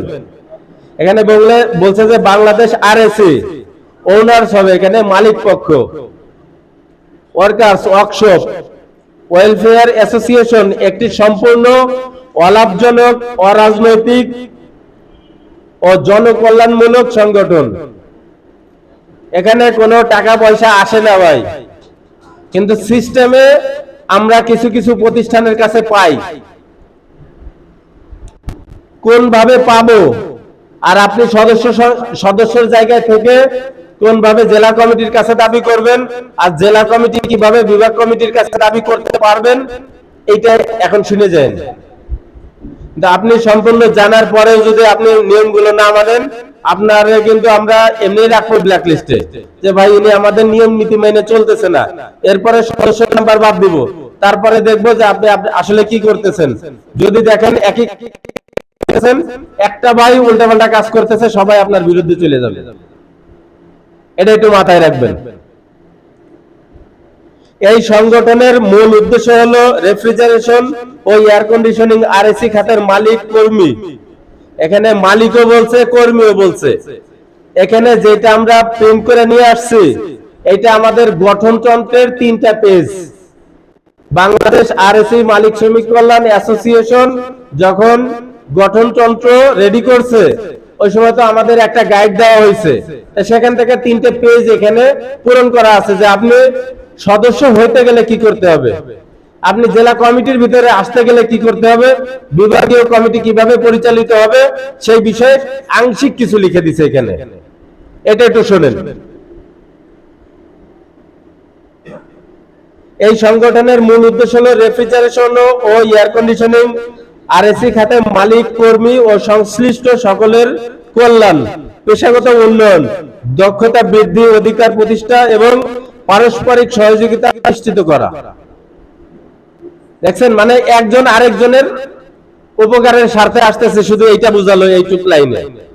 এখানে কেউ বলে নাই যেখানে কেন্দ্র থেকে আপনারা 5 লাখ টাকা দিবে, এখানে কিন্তু বলে নাই।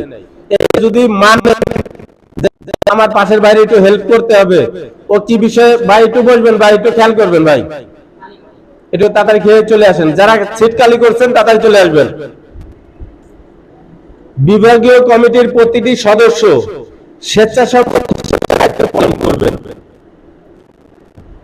এই কথাগুলো কিন্তু আমাদের ব্যক্তিগত মুখের কথা না, বা আমরা লিখে নিয়ে আসি নাই। সরকার গঠনতন্ত্র এখানে উল্লেখ করে দিছে এবং সেই অনুযায়ী আমাদের চলতে হবে। আপনি যদি মানেন তাহলে এখানে থাকবেন। বিভাগীয় কমিটি প্রতিটি সদস্য স্বেচ্ছাসেবক হিসেবে দায়িত্ব পালন করবেন। স্বেচ্ছাসেবকের কোনো কাজ হয় না যে তারা বেতন দিয়ে রাখছে। সে স্বেচ্ছায় রক্তদান দেয়, স্বেচ্ছায় এখানে শ্রম দেয়, স্বেচ্ছায়, উল্টা তার পকেট থেকে টাকা খরচ করে তারপরে এখানে থাকে। জেলার প্রতিনিধিদের সঙ্গে সার্বক্ষণিক যোগাযোগ রাখতে হবে। আমরা যারা বিভাগে থাকবো, আমাদের উচিত হবে যে আপনাদের জেলা কমিটিতে যারা আছেন রেগুলার আপনাদের সাথে আমাদের কথা বলতে হবে। কারণ আপনারা বলে কি রে, কয়দিন পর পরে মনির ভাইয়ের কি খেয়ে কোনো কাজ নেই যে 2 দিন পর পর খালি ফোন দিয়ে ডিস্টার্ব করে। আঙ্কেল, মানে আপনারা এমন অতিষ্ঠ হয়ে যাবেন 2 দিন পর পর খালি মনির খালি ফোন দেয়, কি কয় না কয় একই কথা বারবার বলে। এখন তো আমার তো ভাই এটা ডিউটি হয়ে গেছে ভাই, এটা তো আমি আপনারা বুঝাইতে পারতেছি না। এটা আমার ডিউটির ভিতরে পড়ছে যে জেলার প্রতিনিধিদের সঙ্গে সার্বক্ষণিক যোগাযোগ রাখতে হবে। এখন 2, 4 দিন 5 দিন পর পর আপনারা আসলে কার্যক্রম পরিচালনা করতেছেন কিনা এই বিষয়ে আমি খোঁজ খবর নিব। এই বিষয়টা আপনাদের মাথায় রাখতে হবে। সকল সদস্যদের সঙ্গে সৌহার্দ্যপূর্ণ সম্মানজনক আচরণ করতে হবে। সকল জেলার, তা আপনারা যারা এখানে যারা সদস্য আছেন অবশ্যই আপনারা আমাদের প্রিয় ব্যক্তিত্ব। আপনারা একটা সেক্টরের ভিতরে আসছেন, নিয়ম নীতির ভিতরে আসছেন, পরিচয় দিচ্ছেন, আপনি আরএসসি সেক্টরে কাজ করেন, অবশ্যই আপনি আমার একটা ভালোবাসার মানুষ। কিন্তু আমি চাবো এইটুক যে আপনার দ্বারা যেন আবার আরেকজন উপকৃত হয়, ক্ষতি সাধন না হয় তার, এটা একটু ব্রেন্ডে রাখবেন। এখন এটা কোন ভাবে আপনি একা কম রেটে কাজ করতেছেন, আপনি বুঝতেছেন আপনি কম রেটে কাজ করতেছেন, এই কাজগুলো থেকে ভাই বের হয়ে আসতে হবে আপনার। আমাদের বিভাগীয় কমিটি হয়ে যাওয়ার পরে জেলা কমিটি যে আমরা পাস করব, এই বিভাগীয় কমিটির ভিতরে যারা থাকবে প্রত্যেকের ছবি, নাম, পদবি সহ, মোবাইল নাম্বার সহ এটা বিভাগে থাকবে। প্লাস আপনার জেলা কমিটির যারা 21 জন থাকবে প্রত্যেকের মোবাইল নাম্বার, ছবি সহ একটা রেড চার্ট তৈরি করে দেওয়া হবে আমাদের কেন্দ্র থেকে। সেটা দৃশ্যমান জায়গায় বড় করে সাইজ আমরা বলে দেব, সেটা আপনারা আপনাদের ওয়ার্কশপে ঝুলাই দেওয়া লাগবে। কারণ আপনারা তো আসলে 2-4 জন লাভবান হচ্ছেন কম রেটে কাজ করে, কিন্তু সমষ্টিগতভাবে তো অনেক মানুষ আছে এখানে, আপনি তো প্রত্যেকের ক্ষতি করতেছেন। এবার চুয়াডাঙ্গা থেকে কুষ্টিয়ায় কাজে আসেন না আপনারা? এই কুষ্টিয়ার লোক চুয়াডাঙ্গায় যায় না? চুয়াডাঙ্গার লোক একা ভালো হইলে চলবে? কুষ্টিয়ার লোকের ভালো হইতে হবে না? এখন আপনি ওই জায়গা থেকে এখানে আইসে আপনি বলতেছেন ভাই এসিটা খুলে ফিটিং করে সার্ভিসিং করে দেবো, আমার সর্বনিম্ন 4000 টাকা দিতে হবে। বলছে আইসো কোন জায়গা থেকে? এই জায়গার এরা তো 2500 টাকায় করে দেয়। এখন আপনি এবারে চুপ করে দাঁড়ায় থাকবেন, আপনার আর করণীয় নাই কিছু। আমাদের একটা রেট চার্ট আসবে ভাই, এই রেট চার্টের ভিতরে আপনাদের প্রত্যেককেই আসতে হবে। আপনি মাসে 30টা কাজ করতেন, এখন আপনি কাজ করবেন 20টা। আগেও আপনি 50,000 টাকা খরচ আপনি ইনকাম করছেন, এখন আরো বেশি করবেন। তা আপনি আরেকটা ভাইয়ের ক্ষতি করে লাভ কি ভাই? আপনার এত মার্কেটের দরকার কি? আপনার রিজিকের মালিক তো আল্লাহ। আপনি যত দৌড়াদৌড়ি করেন কোনো কাজ নেই ভাই, আপনি যে ধর্মেরই হন। আমি ইসলাম ধর্মের একটা আয়াত বিশ্বাস করি ভাই। আয়াতটা কি জানেন? ইন্নাল্লাহা হুয়ার রাজ্জাকু যুল কুওয়াতিল মাতিন। একটা জের, একটা জবর, একটা পেশ আমার ধর্মে বলে যে আমরা যদি এইটারে অস্বীকার করি আমি মুসলমান থাকতে পারবো না। বাংলায় যদি বলে এটা আকার অস্বীকার দীর্ঘিকার, এটা যদি আমি অস্বীকার করি তাহলে আমি এই ধর্মের ভিতরেই থাকতে পারবো না। তো এখানে যদি বলে থাকে, আল্লাহ নিজেই বলছে তো ইন্নাল্লাহা ওয়ার রাজ্জাকু যুল কুওয়াতিল মাতিন, রিজিকের মালিক আল্লাহ, তুমি কেন পেরেশানি হও? তা আপনি এত দৌড়াচ্ছেন কেন ভাই? আপনি তো আরো সমাজে আরো ক্ষতি করে বেড়াচ্ছেন ভাই। আপনি দোয়া করতে থাকেন, আপনি ইবাদত করতে থাকেন, আপনি আল্লাহর কাছে চাইতে থাকেন, স্রষ্টার কাছে ফরিয়াদ করতে থাকেন। আপনার তো মালিক, দেওয়ার মালিক তো আল্লাহ। তা আপনি আরেকজনের ক্ষতি করে কেন উপরে উঠতে চান? একটা সমাজে যদি আপনি একা যদি ক্ষতি করেন, তাহলে এই সমাজের সবাই যদি ক্ষতিগ্রস্ত হয়, এটার জন্য তো কিয়ামতের রোজ কিয়ামতের মাঠে আপনার হিসাব দিয়ে করতে হবে। আপনি এই কাজটা কেন করবেন? সবার কাছে অনুরোধ করতেছি ভাই, একটা রিলে লাগাইতে যে আমি বলছি রিলেটার দাম 400 টাকা আর আমার মজুরি 100 টাকা, 500 টাকা। আর এই বিল্লাল ভাই যে বলছে যে ভাই আমি এই পার্সটা আমি লাগাই দেবো, আমার 500 টাকাই দেওয়া লাগবে। পার্সটা যদি আপনি কিনে এনে দেন, আমার 400 টাকা দিতে হবে। এখন পার্সের দাম কত এটা আমি আপনারে বলতে পারবো না। আপনারা আমি যতদূর সম্ভব একটা ভালো পার্স দেব, আমার 500 টাকা দিতে হবে। দেখেন একই রকম একই টাকা কিন্তু নিচ্ছে। উনি কি বলতেছে, আপনি যদি আমারে শুধু মজুরি দেন, আমার 400 টাকা দিতে হবে। আর যদি বলেন যে পার্সটা দিতে হবে, তা আমারে 500 টাকা দিতে হবে। আর আপনি যে বলছেন এই পার্সের দাম 400 টাকা, আমার মজুরি 100 টাকা। আপনারটা হারাম আর ওই লোকেরটা হারাম, ওই লোকেরটা হালাল, আপনারটা হারাম। বুঝা গেছে? তা আপনি যদি এত কষ্ট করে গরমের ভিতরে বসলেন, দূরে গেলেন, যে আপনি রিলেটা চেঞ্জ করে দিলেন, হারাম ভাবে আনলেন কেন ভাই টাকাটা? ভাই আমার জেলা সমিতিতে একদম উল্লেখ করা আছে, এই কাজটা করলে এই পার্স স্বাভাবিকভাবে মার্কেটে যা পাওয়া যায় আমি এই পার্সটাই দিব, আমার মজুরি ভাই 500 টাকায় দিতে হবে, অন্যথায় ভাই আমি কাজ করব না ভাই। যাওয়ার আগে ফোন দিছে, ভাই আমার মিনিমাম একটা সার্ভিস চার্জ আছে, আমি যাব, আপনি দেখাইবেন আমারে, দেখানোর পরে আমারে বলবেন ভাই আপনি চলে যান, একটু চিন্তা ভাবনা করে দেখি কবে আমি কাজ করাবো। আপনি সারা জীবন ভাবতে থাকেন এটা নিয়ে সমস্যা নেই, আপনার বাসায় যাবো আর আসবে, এটার জন্য আমার মিনিমাম একটা সার্ভিস চার্জ আছে। কোম্পানি থেকে একটা ওয়ালটনের লোক নিয়ে দেখেন, বা আপনি গিরির একটা লোক নিয়ে দেখেন, সনি র্যাঙ্কসের একটা লোক নিয়ে দেখেন, এলজি থেকে একটা লোক নিয়ে দেখেন, তারা ফ্রি সার্ভিস দেয় কিনা আপনার বাসায়? সে তো বলবে আমার মিনিমাম একটা সার্ভিস চার্জ আছে, প্রথম কলেই বলে দেয়। আপনি আবার এই যে ওয়ার্কশপ মালিকের থেকে ওদের আবার মূল্যও দেয় বেশি। ওদের ঠিক আছে ভাই, ঠিক আছে ভাই, আসেন আসেন আমি দিব, সমস্যা নেই। আর আপনি ওয়ার্কশপ মালিক, ধর ভাই এসে খালি একটু দেখে যাবার কয় মিনিট লাগে, এর জন্য তোমার মিনিমাম চার্জ দেওয়া লাগবে। ঠিক আছে ভাই, আমি 2 মিনিট দেবো। এটা যদি আমার সময়টা যদি আপনার কাছে মূল্য না থাকে, আমি আপনার বাসায় যাব না। আপনারা 100 জন লোক এই চুয়াডাঙ্গা জেলার প্রতিনিধিত্ব করতেছেন এই রেফ্রিজারেশন সেক্টরে, আপনারা 100 জনই যায়েন না, দেখি কিভাবে কাজ করাইছে। আমি এটা দেখি ভাই, পাশের লোকের সাথে কথা বলেন না, একটু খেয়াল করি ভাই, যে আপনারা 100 জন ভাই এই রেফ্রিজারেশন সেক্টরটা দেখতেছেন, আপনারা কেউ ওই 500 টাকার নিচে কাজটা করেন না। ওই লোকটা কারে দিয়ে কাজ করায় এটা আমি দেখি। তাহলে সর্বপ্রথম বিল্লাল ভাইরে ডাকছিল, ওই বিল্লালই যে কাজ করবে। 500 বলছিল, হইতে পারে এরকম ভাই, আমার কাছে এই মুহূর্তে নেই, তোমার 450 দিলাম বা 400 দিলাম, বিশ্বাস করো আমার কাছে নেই। এই সমস্ত পরিস্থিতি অবশ্যই আপনি ওইটারে অ্যাকসেপ্ট করবেন, এটা আমাদের মানবিক দায়িত্ব। কিন্তু সে যদি আপনার সাথে চ্যালেঞ্জে চলে যায়, আপনি ওই কাজগুলো করেন না ভাই।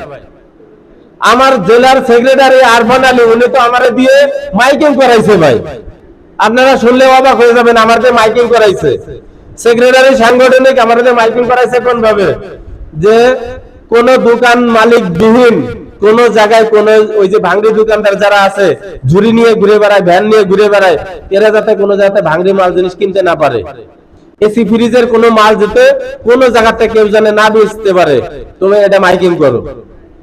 মাইকিং করছে ভাই, ওয়ার্কশপ মালিক বিহীন, আপনারা যদি কেউ রেফ্রিজারেশনের কোনো খুচরা যন্ত্রাংশ, পুরাতন যন্ত্রাংশ আপনারা যদি কেনেন, আর এটা যদি প্রমাণিত হয়, জেলা রেফ্রিজারেশন মালিক সমিতির পক্ষ থেকে প্রশাসনিক ব্যবস্থা গ্রহণ করা হবে। কি হলো? আমরা তো মানবিক কাজ তো এখানেও করছি। কার বাড়ি এসির পাইপ চুরি হয়ে গেল, এটা কি আমার দেখার দায়িত্ব ছিল? কিন্তু আমি তো ওই কাজ করছি আমার জেলার পক্ষ থেকে। এটা নিয়ে আপনাদের জেলাতেও কথাবার্তা চলতেছিল বিভিন্ন বিষয়ের জন্য, সময়ের কারণে এটা হয়ে ওঠে নাই, কিন্তু আপনাদের এখানেও মাইকিং হচ্ছিল, প্রায় এরকম একটা সময় চলে আসতেছিল, কথাবার্তা চলতেছিল। অতএব ভাই আমি আপনাদের কাছে রিকোয়েস্ট করব, আপনারা জেলা কমিটির পক্ষ থেকে ভাই একটু খেয়াল করি, ভাই একটু খেয়াল করি, আমরা খুব তাড়াতাড়ি চলে যাব। আমরা বাগেরহাট জেলা থেকে লোক আসছে, এখানে চুয়াডাঙ্গা থেকে আসছে, আমি যশোর যাব। আপনাদের চাই কিন্তু আমরা খুব ব্যস্ত ভাই। ওই খুলনার ভাই বসে বসে এনওসি পড়তেছে, আমি হলো ট্রেন পাবো না, গাড়িতে যাবো কেমনে, ঠিক আছে? তা এখন বিষয় হলো ভাই, এই যে আমরা ভাইগুলো আসছে আপনার এখানে, জি ভাই বলেন, জি ভাই বলেন। আপনারা যে চাকরি করবেন কাজের লিস্ট যেটা করবেন, এটা কাছের ক্ষেত্রে যেমন আমার বাসা ডানগড়া বাজার দৌলতপুরের শেখ পঞ্চায়েত থেকে ওইখান থেকে পিছনে আরো 25 কিলোমিটার, সেই ক্ষেত্রে তখন তারতম্য হবে কিনা? বিষয়টা হচ্ছে কি, আমাদের যে সময় রেড চার্টটা দিবে কেন্দ্রীয় কমিটি, ওই সময় 3 থেকে 4 বার আমরা আলোচনা করব। সেখানে আমাদের প্রত্যেক জেলা থেকে সভাপতি, সেক্রেটারি, সাংগঠনিকের সমন্বয়ে বর্তমানে 50টা জেলার সদস্যগণ আছে। সেখানে আপনার এই জেলারও সভাপতি, সেক্রেটারি, সাংগঠনিক 3 জনই আছেন। তো আমাদেরকে যে সময় এরকম লিস্ট করে দিবে, তখন আমরা প্রত্যেকটা বিষয় পুঙ্খানুপুঙ্খভাবে আমরা বলবো যে ভাই এটা এরকম না এরকম করলে ভালো হয়। আপনি যেটা বলছেন আপনাদের এই বিষয়গুলো, আমি তো আপনার মতোই কাজ করি, তাই না? আবার আমার ওখানে সভাপতি হিসেবে রাখছে বা বিভাগের সদস্য সচিব হিসেবে গ্রুপে রাখছে, আমি তো অবশ্যই বিষয়টা ধরবো যে ভাই এখান থেকে 10 কিলো গেলে যে টাকাটা যদি 25 কিলো মাথায় গিয়ে যায়, সেখানে তো আমার আপডাউন 50 হয়ে যাচ্ছে, সেটাও কি একই টাকা হবে কিনা, তাই না? এই বিষয় নিয়ে ইনশাআল্লাহ আমরা অবশ্যই কথা বলবো এবং ফাইনাল যেটা হবে সেটা। যে বলেন জি আমরা দিলাম, আমরা কাজের ভিতরেই কাজ করব, তারা আমাদের সংগঠনে আসতেছে এই ভিতরে নেই, যারা আগ্রহী নয় বা বলার পরে যারা একটাই কাজ, তারা যখন কমপ্লিটে কাজ করবে তো ডিফারেন্ট ক্ষেত্রে এটা আমরা টাকা বেশি দিতে থেকে আমরা পার্সেন্টাল বেশি করতেছি, মজুরি বেশি, ক্যান্সার বেশি, সব কিছুতে বেশি হবে। তখন ওরা তো আমাদেরকে একটা প্রবলেম ক্রিয়েট করে সমস্যার সম্মুখীন করে, সেক্ষেত্রে আমাদের ঠিক আছে, ধন্যবাদ। আপনারা সংখ্যায় বেশি না কম? ভয় পান কেন?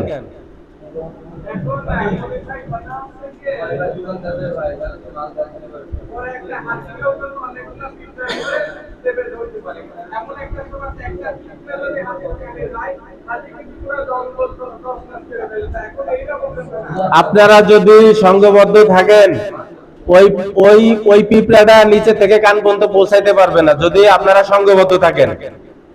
বুঝা গেছে? বিষয়টা হচ্ছে যে আমাদের কেন্দ্রীয় কমিটি কিন্তু যে আমাদের যেটার ভিতরে আমরা আছি, যেটার নাম আমরা ব্যবহার করতেছি, এটা তো অবশ্যই রেজিস্ট্রেশন কিন্তু একটা সংগঠন। আমাদের প্রশাসনিক কোনো ভয় নেই, তাই তো? প্রশাসনিক যদি ভয় না থাকে, আমাদের রেড চাপ নিয়ে আমাদের সামনে এই যে আপনাদের জেলার সভাপতি, সেক্রেটারি সহ যে কয়েকজন বিভিন্ন গ্রুপে ঘোরাঘুরি করে, ওনারা দেখছে আমরা 3 দিনের একটা কর্মবিরতি দেব। এই কথাগুলো পরে আসতেছে, সেটা আমি এখনই বলতে যাচ্ছি আর কি। আগামীতে এই সামনে মানে বৃষ্টির টাইমটা একটু কমলে, একটু রোদ উঠলে বা আপনাদের কাজটা একটু কমে আসলে আমরা 3 দিনের একটা কর্মবিরতি দেব। সেখানে কোনো স্পেয়ার পার্টস এই দোকানও খোলা থাকবে না, কোনো ওয়ার্কশপ মালিকের ওয়ার্কশপও খোলা থাকবে না। এবং আমরা কি কি দাবি নিয়ে কাজ করব, কোথায় কোথায় করব, আপনি কি আন্ডারগ্রাউন্ডের ভিতরে বসে যে মিটিং করতেছি, এটা কি আপনার কুষ্টিয়া জেলা সবাই জানে? জানে না।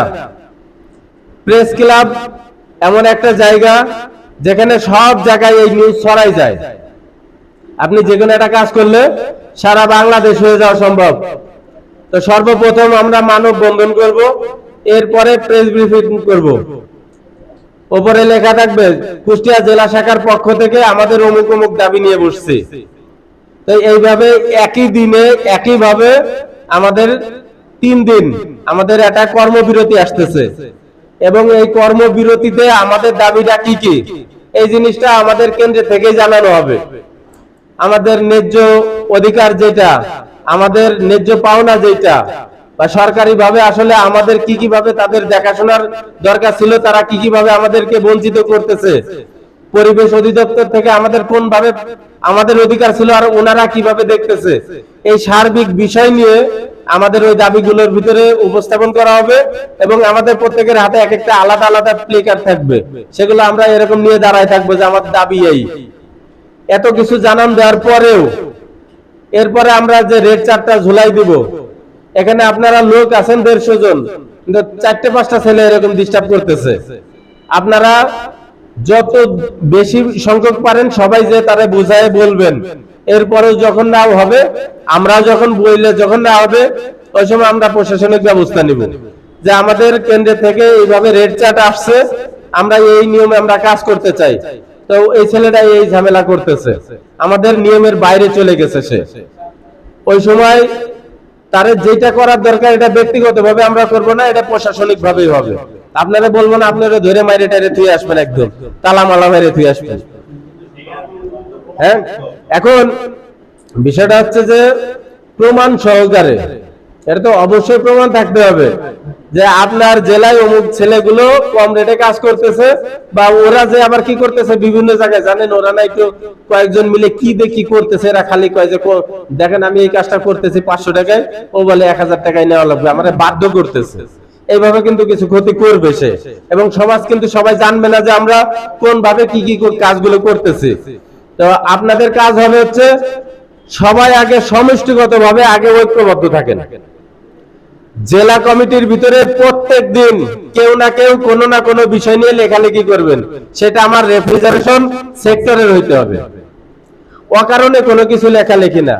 আপনার অন্য কোনো অ্যাডভার্টাইজিং করবেন না, শুধুমাত্র এই অ্যাসোসিয়েশনের উন্নতি হবে, উন্নয়ন হবে, কোন ছেলে জাগ্রত হবে, অন্ধত্ব বরণ করে রয়েছে যে সবাই হেল্প করতেছে না, আরো ক্ষতি করতেছে, সেই ছেলেগুলোর যাতে হেল্প হয় ওই টাইপের লেখালেখি করবেন। আপনি আগে ঐক্যবদ্ধ থাকবেন, জেলা কমিটি আপনাদের হেল্প করবে, আস্তে আস্তে ইনশাআল্লাহ ওইগুলো দূর হয়ে যাবে।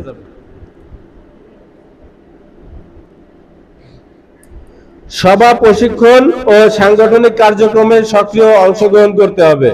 আমাদের জেলা কমিটির পক্ষ থেকে যে কথাগুলো বলা থাকবে সেখানে অবশ্যই আপনারা সভা এবং প্রশিক্ষণ যেগুলো জানানো হবে আপনারা সেখানে অবশ্যই অংশগ্রহণ করবেন। সকল আর্থিক কার্যক্রমে স্বচ্ছতা ও জবাবদিহিতা নিশ্চিত করতে হবে। আপনাদের কোষাধ্যক্ষকে সাইদ ভাই কই, একটু খবর দিন, ওনার একটু খবর দিন। সংগঠনের তথ্য ও নথি গোপনীয়তা রক্ষা করতে হবে। আপনি এখানে বসছেন, আমাদের ভিতরে আসছেন, বিভিন্ন বিষয় নিয়ে কথাবার্তাও বলেন, মাঝে মাঝে ঢাকায়ও যান, আমাদের বিভিন্ন বিষয় নিয়ে আলাপ আলোচনা হয়। আপনি আবার যে মনে করেন যে এক চার দোকানে বসে এটা কোনো কিছু হইলো নাকি, এটা আপনি আমার সদস্য, সাধারণ একটা সদস্য, আপনি আমার সবকিছুর ভিতরে আছেন, আবার বাইরে আপনি বিভিন্ন ধরনের কথাবার্তা বলতেছেন। ভাই আপনি সদস্য থাকেন না, আপনি আমারে 500 টাকা দিচ্ছেন না তো মাসে, এই সংগঠনে নিয়ম নীতি অনুযায়ী উনিও 500 দিচ্ছে, 100 দিচ্ছে, আপনিও 100 দিচ্ছেন, আপনি ক্ষতি কেন করবেন ভাই? আপনার ভালো না লাগে আপনি থাকেন না, আপনার তো জোর করা হচ্ছে না। কিন্তু শৃঙ্খলা যদি জেলার ভিতরে আপনি পরিবর্তন আনেন, আপনার পরিবর্তন ইনশাআল্লাহ ঐক্যবদ্ধভাবে যারা আছে তারা ওইভাবে নিয়ে আসবে। এর জন্য সংগঠনের তথ্য ও নথি গোপনীয়তা রক্ষা করতে হবে। সংগঠনের সিদ্ধান্ত বাস্তবায়নে আন্তরিকভাবে কাজ করতে হবে। ব্যক্তিগত স্বার্থের ঊর্ধ্বে সংগঠনের স্বার্থ প্রাধান্য দিতে হবে। ব্যক্তিগত সমস্যা হয়ে যাচ্ছে আপনার 500 টাকায় করতে কাজটা, মানে 1000 টাকার কাজ আপনি 500 টাকায় করছেন, আর আপনারা বারবার আটকায় দিতেছে, আপনি মনে করতেছেন যে আমার এই কাজটাই নষ্ট হয়ে গেল। কিন্তু বিষয় হচ্ছে যে আপনি মনে করতেছেন আমার কাস্টমারও নষ্ট হয়ে যাচ্ছে, আমার কাজটাও নষ্ট হয়ে যাচ্ছে, এই ভেবে আপনি আপনার মতো ওই করতেছেন। এখান থেকে ফিরে আসেন। ওই লোকটা যখন দেখবে যে চারিপাশে জিজ্ঞাসা করছে ওই একটা কাজে 1000 টাকায় হয়, ওই লোকটা ঘুরে ফিরে কিন্তু আপনার কাছেই আসবে। এখন আপনি যদি মনে করেন যে ব্যক্তিগত স্বার্থটাই আপনি আগে দেখবেন, তাহলে পরে প্রমাণ সহকারে, এক কথায় আমাদের এই সংগঠনের নিয়ম নীতি যে যদি কোনো কাজ করেন আর এটা যদি কোনো প্রমাণ থাকে, তাহলে কিন্তু ভাই জেলা কমিটি আপনার বিরুদ্ধে আমাদের কাছে জানাবে, এবং আমরা সেই ব্যবস্থা গ্রহণ করব। আগে আপনারা ফোনে জানাবো, এরপরে আমরা যেটা করার দরকার প্রশাসনিক ভাবে আমরা সেটা করব। আমি প্রথমেই বলছি আপনাদের সাথে কিন্তু আমার মানে ব্যক্তিগত কোনো সমস্যা না, তাহলে আমি আপনাদের নিয়ে আমি প্রশাসনিক ব্যবস্থা কেন নিতে যাব? সংগঠনের নাম ব্যবহার করে ব্যক্তিগত বা বাৎসরিক সুবিধা গ্রহণ করা, অনুমতি ছাড়া অর্থ চাঁদা, অনুদান বা কোনো আর্থিক লেনদেন করা। সংগঠনের যারা আছেন, কর্তা ব্যক্তি যারা আছেন, তাদের নিয়ম নীতির বাইরে যে কেউ কিছু করবেন না। ভাই একটু খেয়াল করে ভাই, কোষাধ্যক্ষ একটু সামনে আসুন তো ভাই, ওই চেয়ারে বসেন, ওই চেয়ারে।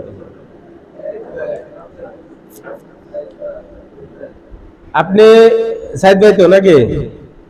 তা আপনি কি আমাদের এই যে কুষ্টিয়া জেলা শাখার কোষাধ্যক্ষ পদে আছেন? আপনার এই অ্যাকাউন্টে বর্তমানে কত টাকা আছে?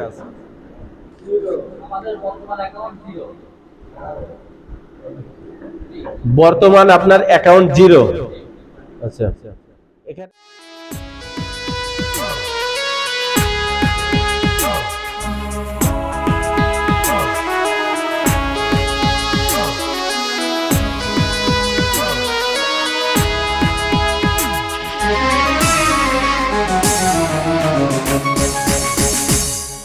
শ্রমিকের ন্যায্য অধিকার আদায়ের অঙ্গীকার, পৃথিবীর যত শ্রমিক মুঠ হাতে হাত একমুঠ। শ্রমিকের ন্যায্য অধিকার আদায়ের অঙ্গীকার, পৃথিবীর যত শ্রমিক মুঠ হাতে হাত একমুঠ। বাঁধে বাঁধে বাঁধে বাঁধে ঐক্য জোট, বাঁধে বাঁধে বাঁধে বাঁধে ঐক্য জোট।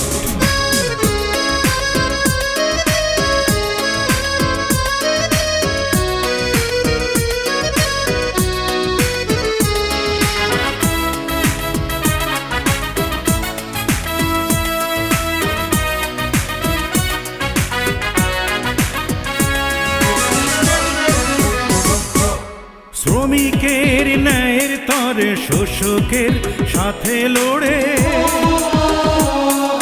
শ্রমিকের ন্যায়ের তরে শোষকের সাথে লড়ে করে গেল যারা রক্তদান। মে মাসের এই দিন শুধিতে হবে ঋণ, করতে হবে জান কোরবান। শ্রমিকের ন্যায্য অধিকার আদায়ের অঙ্গীকার, পৃথিবীর যত শ্রমিক মুঠ হাতে হাত একমুঠ। বাঁধে বাঁধে বাঁধে বাঁধে একজোট, বাঁধে